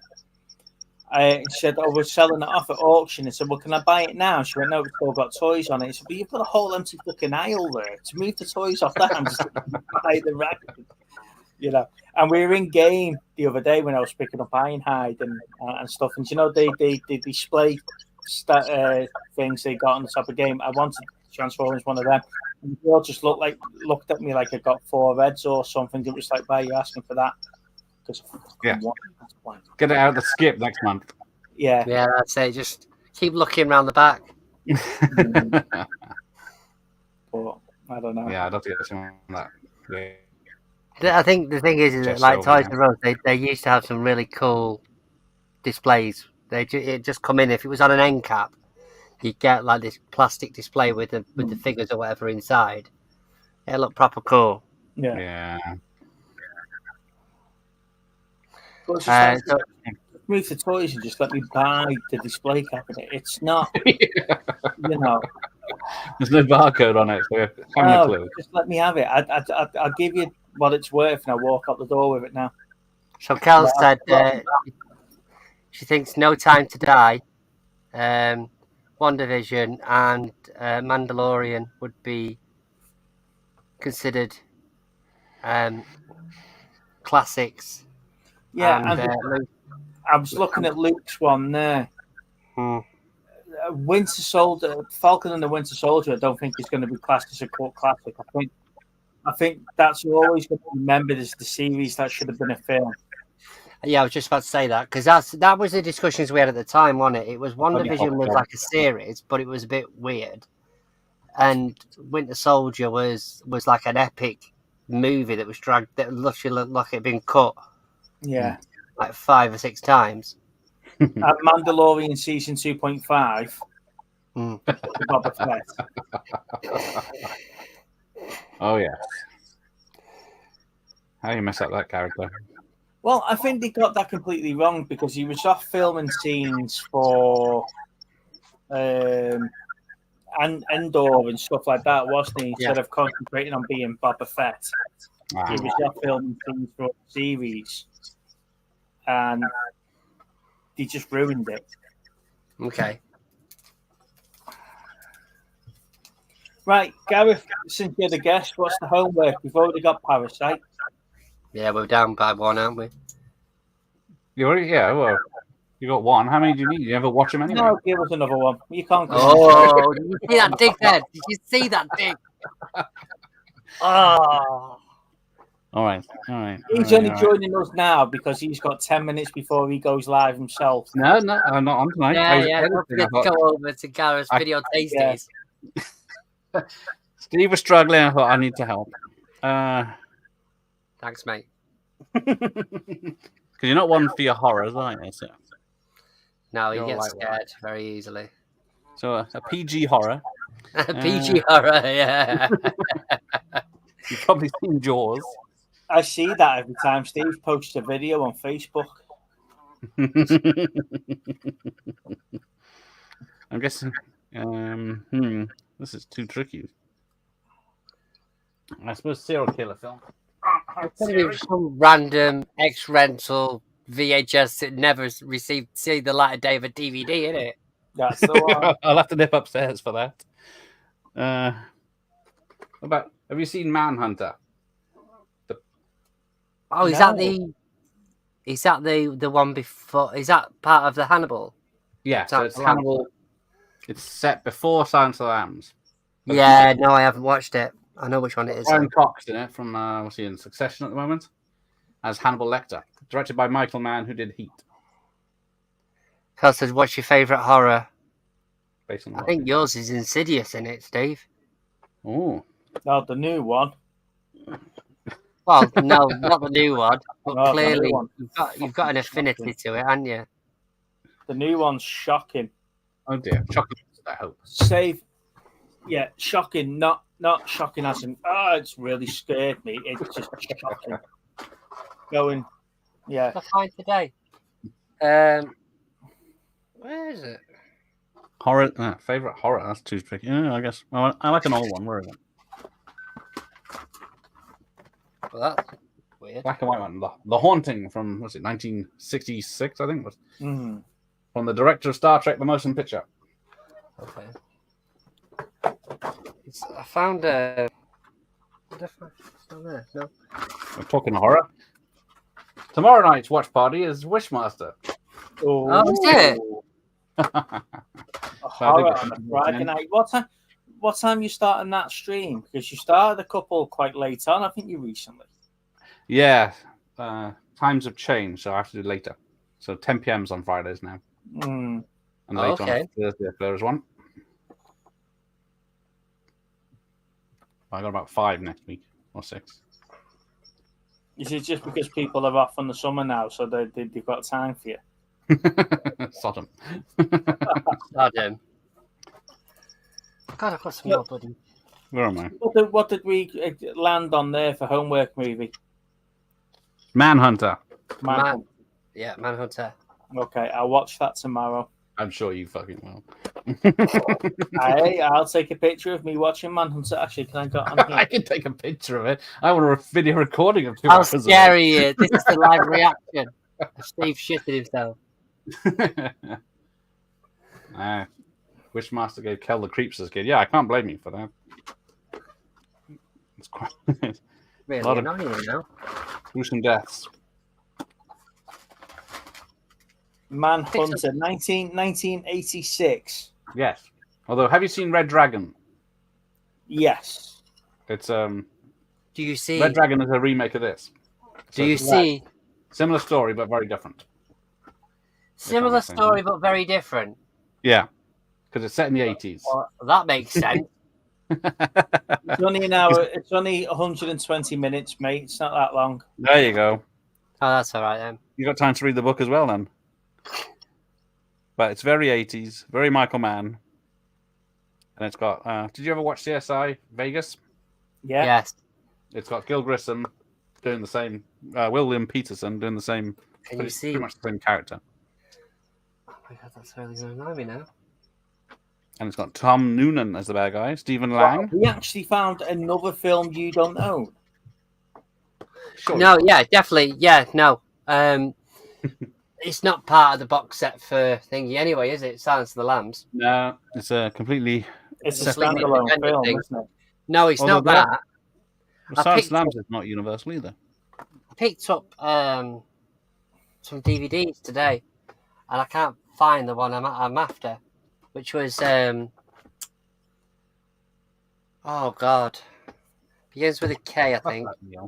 Horror movie, Christmas, Crumps.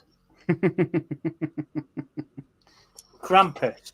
Yes, Krampus. I picked that up today. Which the darker cut or Krampus one. Yeah, it was Christmas. It's honestly, I've got no idea where I put that DVD. I do enjoy that. Really annoyed me. Bloody searching for it here. Right, I'm gonna have to find that before we go later. Name's good. Oh, stop it, Steve. It's going to be in your house. So have you picked up anything good this week, Gareth? I've forgotten. Some DVDs and Blu-rays turning to Will there be a video out after this show? Yeah. Of Gareth's picking up for this No, week. it was yesterday or the day before. Me, Myself, and Irene on DVD with a lenticular cover, which is fun. Oh, flashy. The Die Hard trilogy on DVD, collector's edition, because I've already got a collector's edition, which is very similar, but that one has a film cell. But that's cardboard cases. This is plastic cases. So just the good Die Hard films. And there's only 3, isn't there? Oh. No, there's only 3 Indiana Jones and 5 Rock. Not the bad trilogy that followed afterwards when he needed money. Yeah. The first 5 Rocky films and an anthology DVD box set. Mm-hmm. Oh. 4 Pirates of the Caribbean films on Blu-ray and the Dark Knight trilogy on Blu-ray in a box set. Mm-hmm. You've been buying up-to-date-ish technology. I have Blu-rays. What is that? 20 years ago now. Bloody hell! Look at you. There we go. I knew it. So there we go. They fell down the back. That's what it was. So I found. I didn't even know this had a DVD release, to be honest with you, but I found Up Close and Personal. All right. Which I've not seen since the 90s. Yes, I missed that And one. Krampus the Christmas Devil. Oh. Which is a 15, so it can't be that bloody scary, can it? Yeah, how many Krampus films are there? Because it's not a copyrighted word, is it? No. Just the fact that it said the Christmas Devil on it. Yeah, well, Krampus was an original Christmas horror, wasn't it? Hmm. But this one is Santa's Sleigh. 2015, I think. 2014. Hmm. Hey, Shabba. Thank you, mate. Shabba. Yeah, that one. I noticed that and I was like, I've not seen that in a while, but I had to pick up a few because it was like $4 for £1. So I got a Peter Kay DVD upstairs that he signed with Shabba. Really? Got it from a concert like 20 years ago now. Oh, okay. Teddy's a bit more of a project than we thought he was going to be. Shabs. So yeah, he's fun to drive. I love him. I just can't wait to get out properly in him, and How's he drift? For a Mini, he's quite. Sorry. How old are you again? Why? You've named a Mini Teddy. Yeah. Why? Did it look like a teddy? Steve, which point of my last video did you not watch when I was talking about Teddy? You've named your Mini Teddy. Yes. The Volvo's called Dennis. The Mini's called Teddy. On the channel I didn't know about until Monday.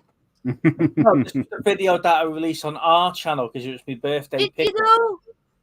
Are Yeah. you sure you're not getting confused? No, I released my birthday pickups on our channel. And your channel. Cars are considered pickups now, are they? Bloody hell. Ah, that's what it was. Oh.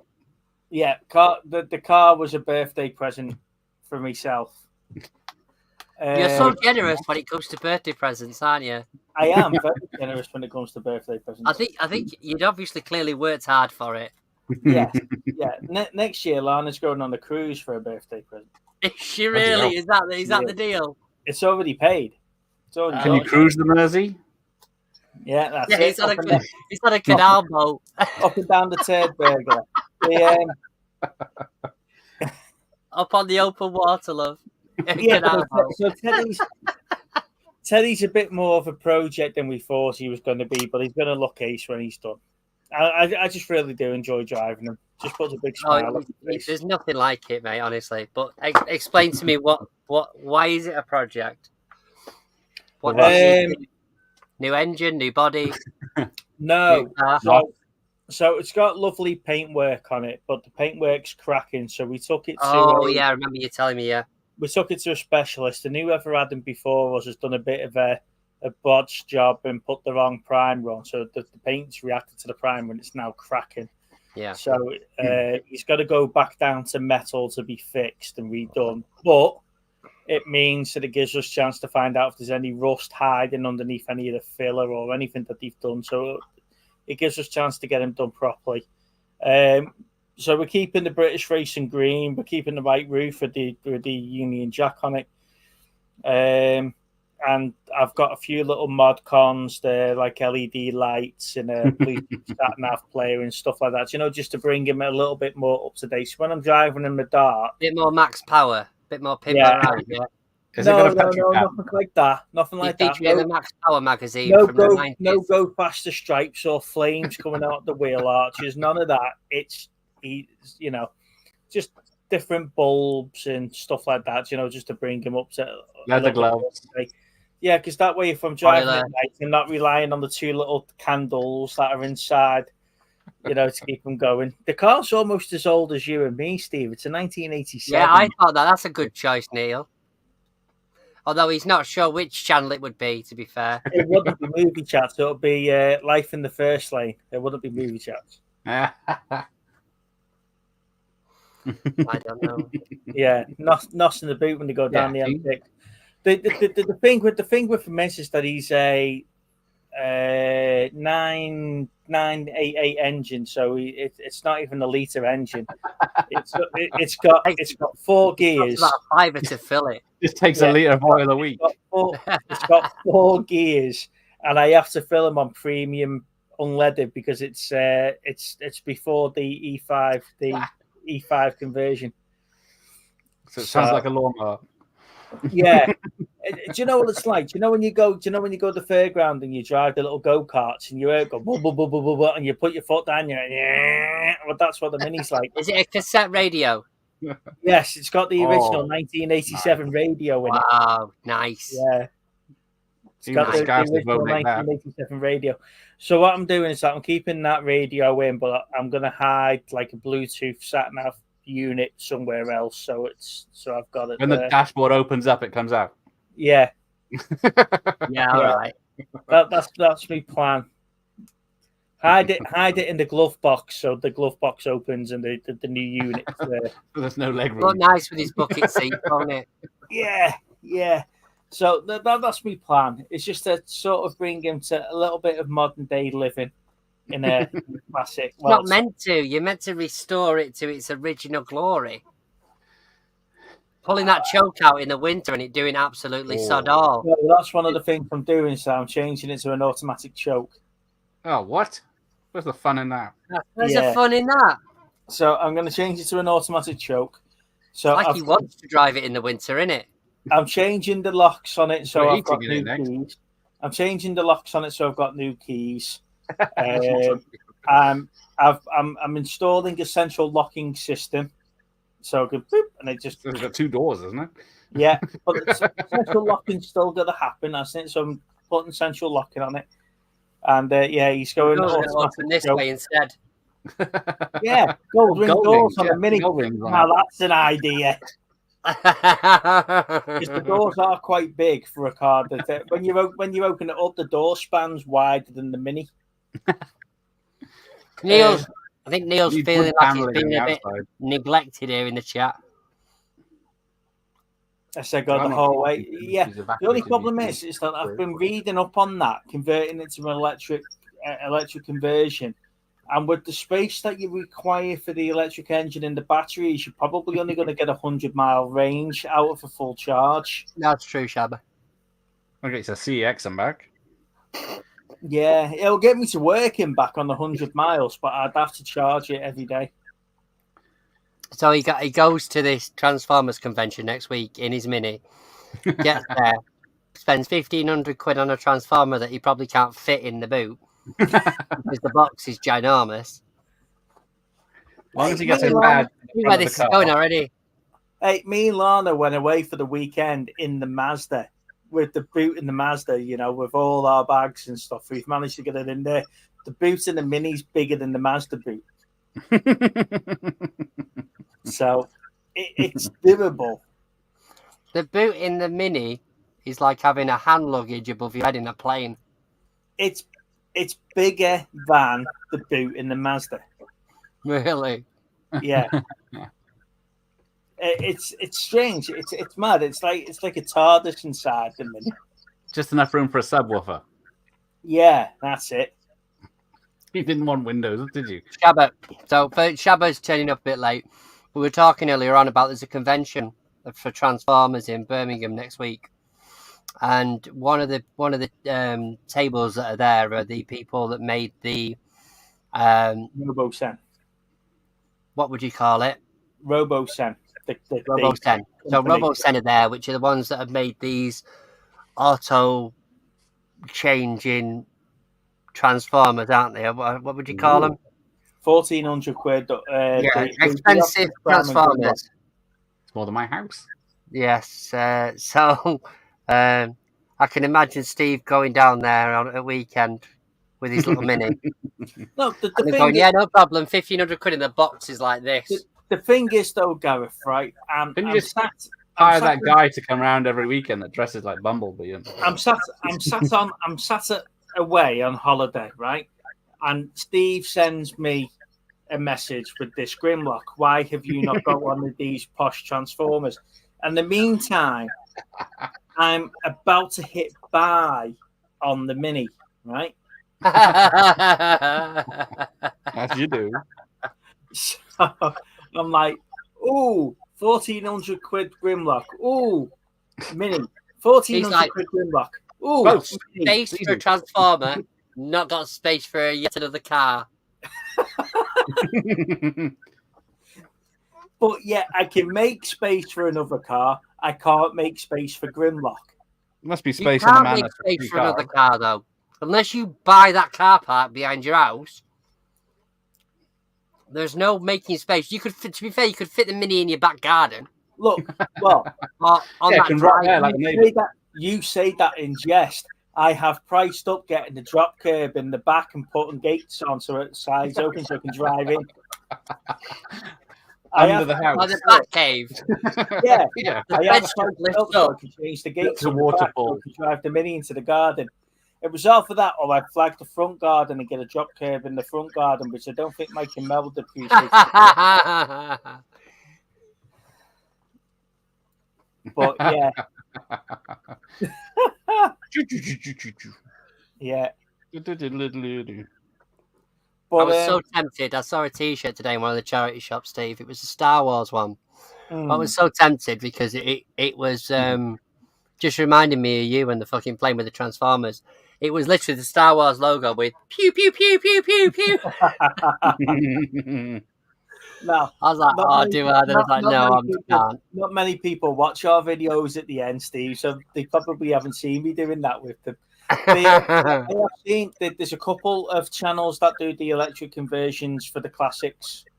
And like I said, I have been watching them, but the thing with the classic Mini is that it's the weight of the new electric engine. Mm-hmm. But there's a bloke that converted a 1991 Mini Mayfair, and he's put an electric engine in. It's the equivalent to 600 brake horsepower. Bloody hell! When he puts it, yeah, and when they do the interview of him, the auto journalist, she put a foot down in it, and it threw him back in the passenger seat. It pinned him back. It was unbelievable to watch. Can you imagine getting dusted on the M6 by a Mini? I'm sure the hamster wheel in yours at the moment will be perfectly sufficient. No, well, I'll be saying to Steve, we're coming down for the weekend, mate. Move your shit heap and getting the Mini on your drive, and we'll just come down in the electric Mini. The electric Mini. You could fit that anywhere on the front of here, easily. I love a Mini. The only problem is that we've got this thing about watching car auctions and stuff like that. So it's only going to get worse. It's the days of Steve over. It's only going to get worse for you. Yeah. Yeah. I almost bought a 2010 Jeep Wrangler the other day at the auction. Was it in 2 pieces? He's going to have a storage. I'm not joking. But I just love this Jeep. This Jeep is great. Lucky enough for me, I never went to the auction with my wallet, so I had no ID. So, a Tesla is like a roller coaster when you floor it. It's so much fun. Speed. Really, is it? Yeah, the direct power, Steve. So as soon as you put your foot down, you're gone. Really? Yeah, all the electric cars are direct power. Wow. I remember we were in Scotland on the project, and we were up in the new HQ when it was still getting built, and they just took delivery of the 3 new BMW i3. Oh, there you go, Steve. Here's one for you, my friend.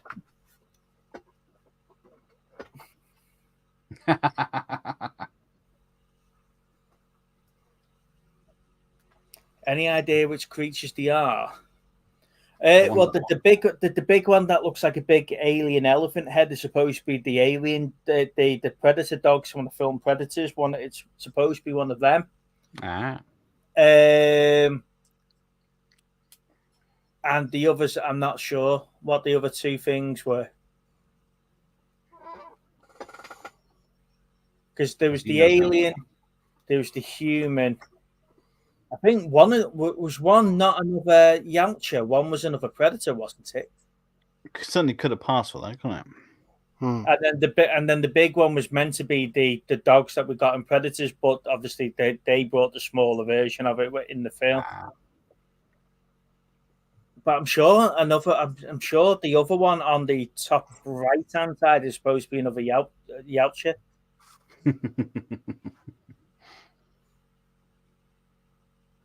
Yeah. But Shab is going to tell me differently now, aren't you, Shabs?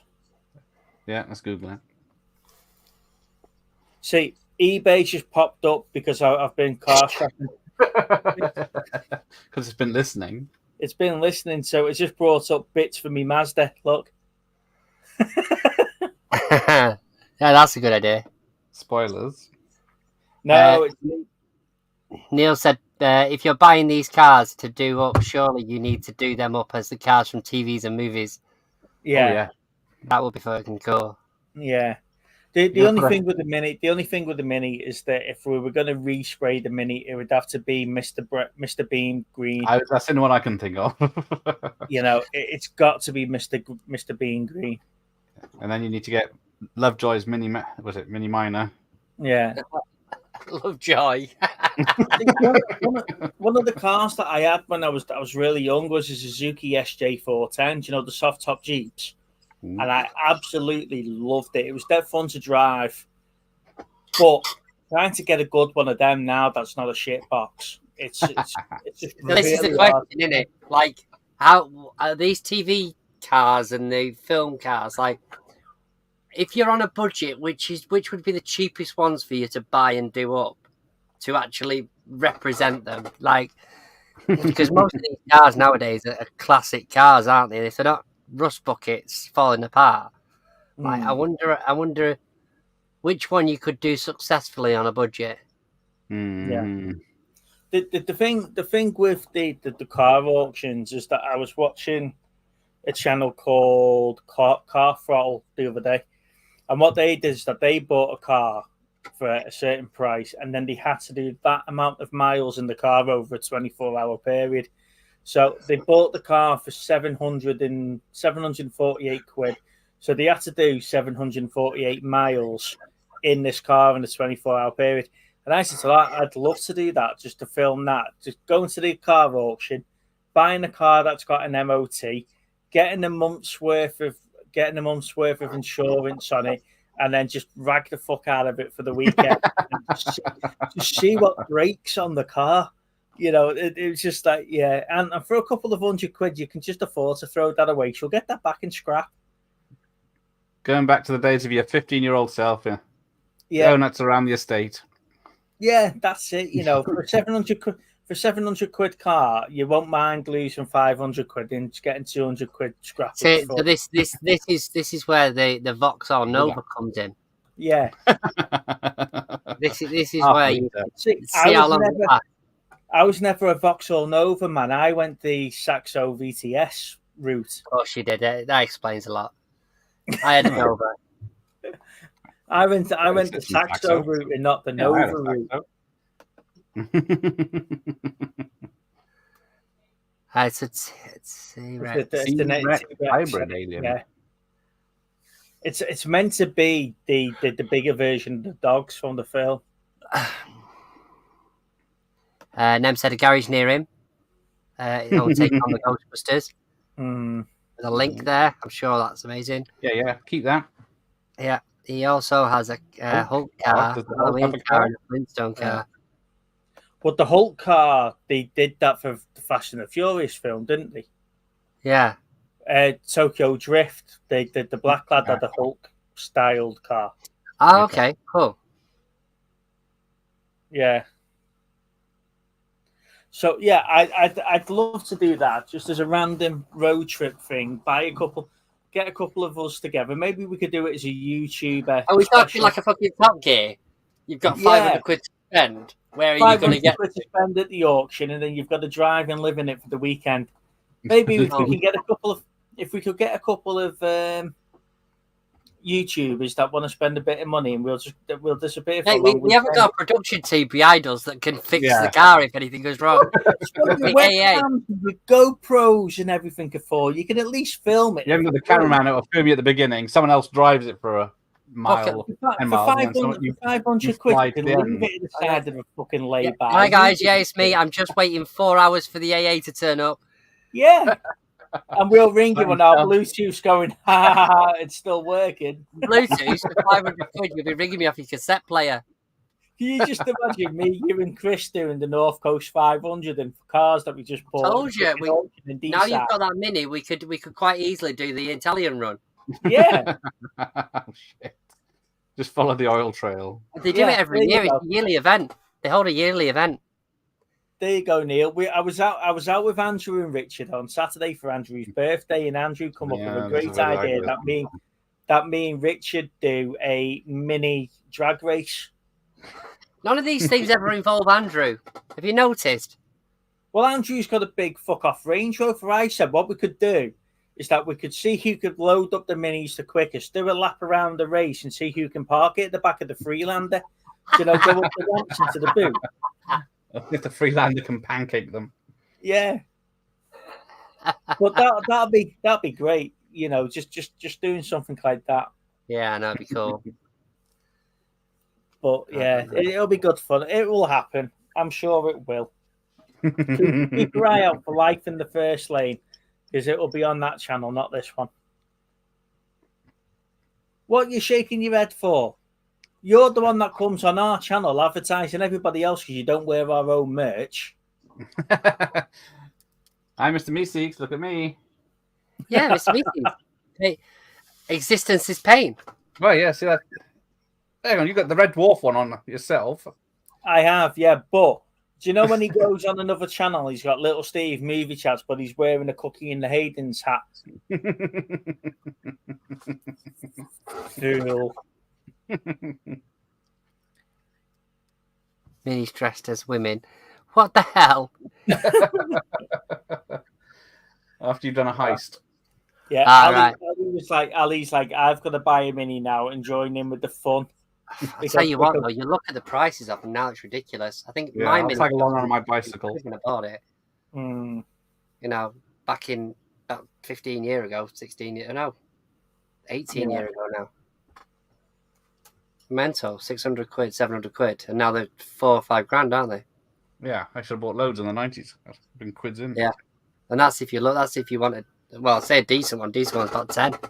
Yeah, that's what we've just been talking about, Neil. Car Throttle, because they did that challenge where they bought a car for 740 odd quid and drove all around it. So have you moved on then from the world of painting fucking videos to now Car Throttle? No, not necessarily. I still watch a lot of Warhammer stuff. Do you? Yeah. I don't paint much Warhammer, but I watch it. Small figures to small cars. Yeah, it's like a natural. That's what I could do. I could buy a small car and do it as a Warhammer tank, a little mini version Warhammer tank. I'm sure there's only a small car, like a mini. You've given me an idea there now. Buy a Saxo. Yeah, relive your childhood. Yeah, so that's the plan anyway. That's what I'd like to do. That's what I'd like to do. I'll tell you one thing you've not done, unless it's on your other multiple channels. You haven't given an update on your tattoos that you had done the other week. I put it in the fucking video, my birthday video. Was it in there, was it? You've definitely not watched that last video, have you? No, I might have missed that one. You shit. Walking on a domestic now. No, well, you say that you could go camping in the Mini. Have you seen the trailers that are made out the back of a Mini? I was looking at one of them, but they cost almost as much as the car did. I was looking on Facebook yesterday, and if somebody was selling a Winnebago for it was about $4,000. Ooh. But it was like needs a bit of work on it, all this sort of stuff. I've lived in it for 3 years, sort of thing. Yeah. It was 33 foot. I was like, there's no. The only problem with that, and please don't be disgusted. If you walk around with a black light, what are you? I was going to say black light. I thought I'd keep it clean. What are you going to find splattered up the side of that Winnebago? Mate, it's 33 foot. There's not one drive that would fit that, I don't think.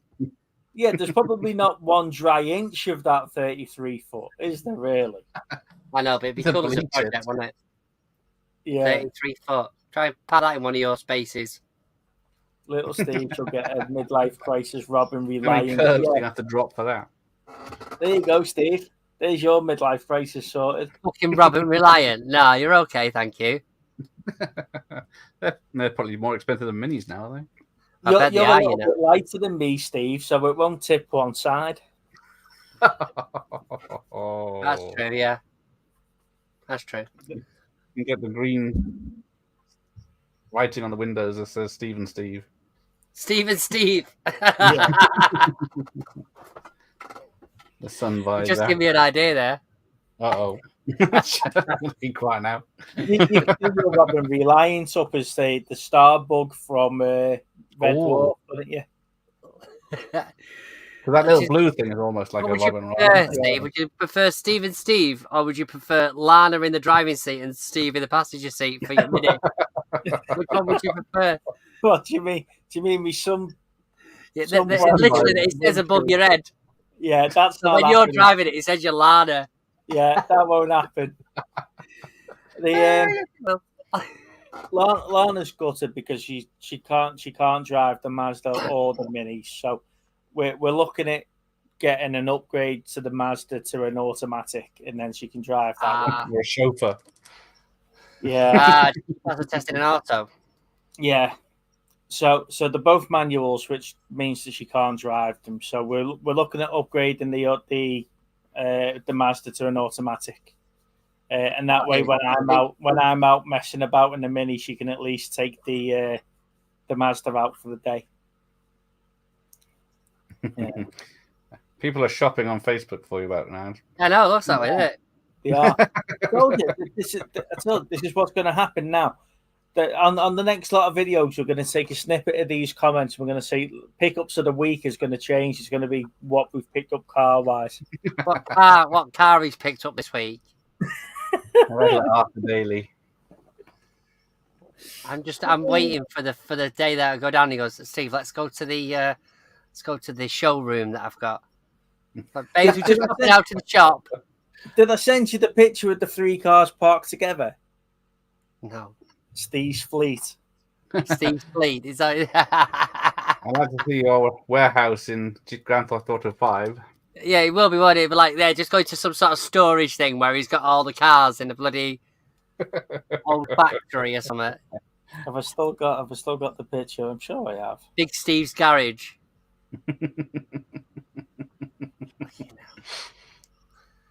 That's funny. Second-hand Transformers toys wanted. Has an image of the back. I'll give your honey. Wow, really? 500 quid? No dear shit. Reliant Robin Sport for £1,000 in Darlington. It's no longer a film channel. 2 brake horsepower. Oh, I haven't got the picture. That's a bastard. All three cars were parked together in the car park while the neighbours were out. Just looking at you going, what's he doing? What we're doing, yeah. For an extra 2 horsepower. Start screen sharing Auto Trader website for your stream. So I'll buy this one. I just realised what I've done here and all. I've literally searched it on Facebook. So everything I'm going to get now is going to say Reliant Robin all over it, innit? Yeah. Fucking brilliant. The fact that we're talking about it now, Steve, your phone's just going to keep pinging. Yeah, your phone's listening. Any device in the house is listening. It'll be adverts galore. Yeah. YouTube's going to go bonkers now. Watch. But yeah, I reckon we do that, Steve. Me, you, and Chris do a YouTube special. We'll go Top Gear style. Wow. Yeah, that'd be good. That would be funny, wouldn't it? Trust me, I'd be the one that broke down before I'd even got out of the bloody drive. You'd be the James May, get lost and pull over somewhere. Yeah. It should take you cage my heart. Something like the radio. So there you go, Neil. Then Shabba's got a great idea. You all need to buy classic cars. That way, the next Movie Chats meetup, we can hold it in a field with all the classic cars and just have a classic cars. Classic car meetup for Movie Chats. Anyway, ladies and gentlemen, it's 9:30. So yes, as you can see, I've got overexcited talking classic cars. And I've stayed up an extra half an hour.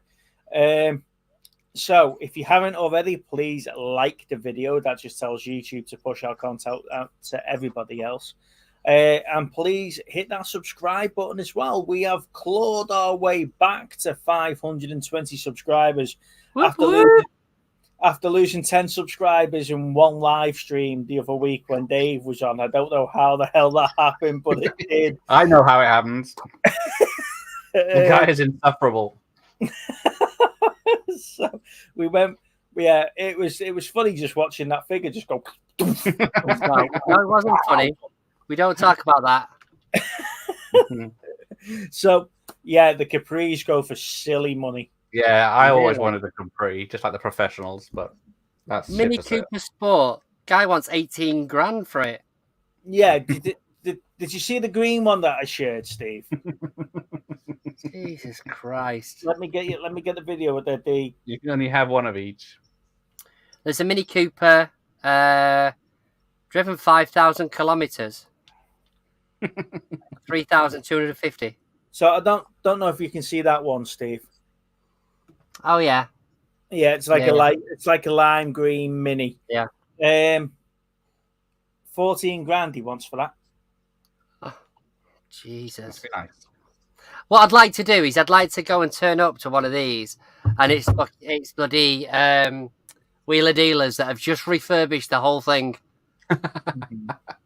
Well, yeah, I'll give you £5 for it. What was the auction house that I got mine? It was called Manor Park Auctions. It's based up in Runcorn. Under the arches.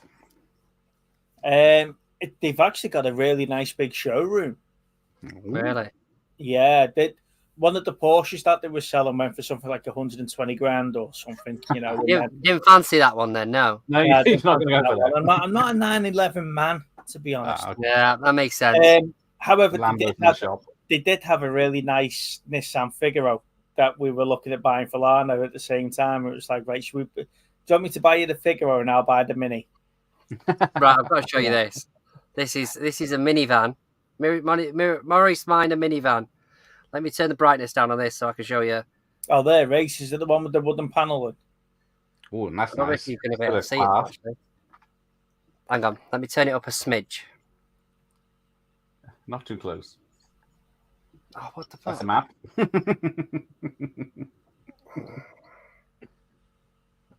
So I only want to show you this bloody picture. Yeah, it's a Haley Cropper van, isn't it? From Coronation Street. There's a guy stood in it. Literally, his feet at the bottom. It's just a shell. But he looks like he's enjoying driving it, though. Yeah, so have a look at Manor Park Auctions. The new sponsor. Yeah. Yeah, sponsored by. Yeah.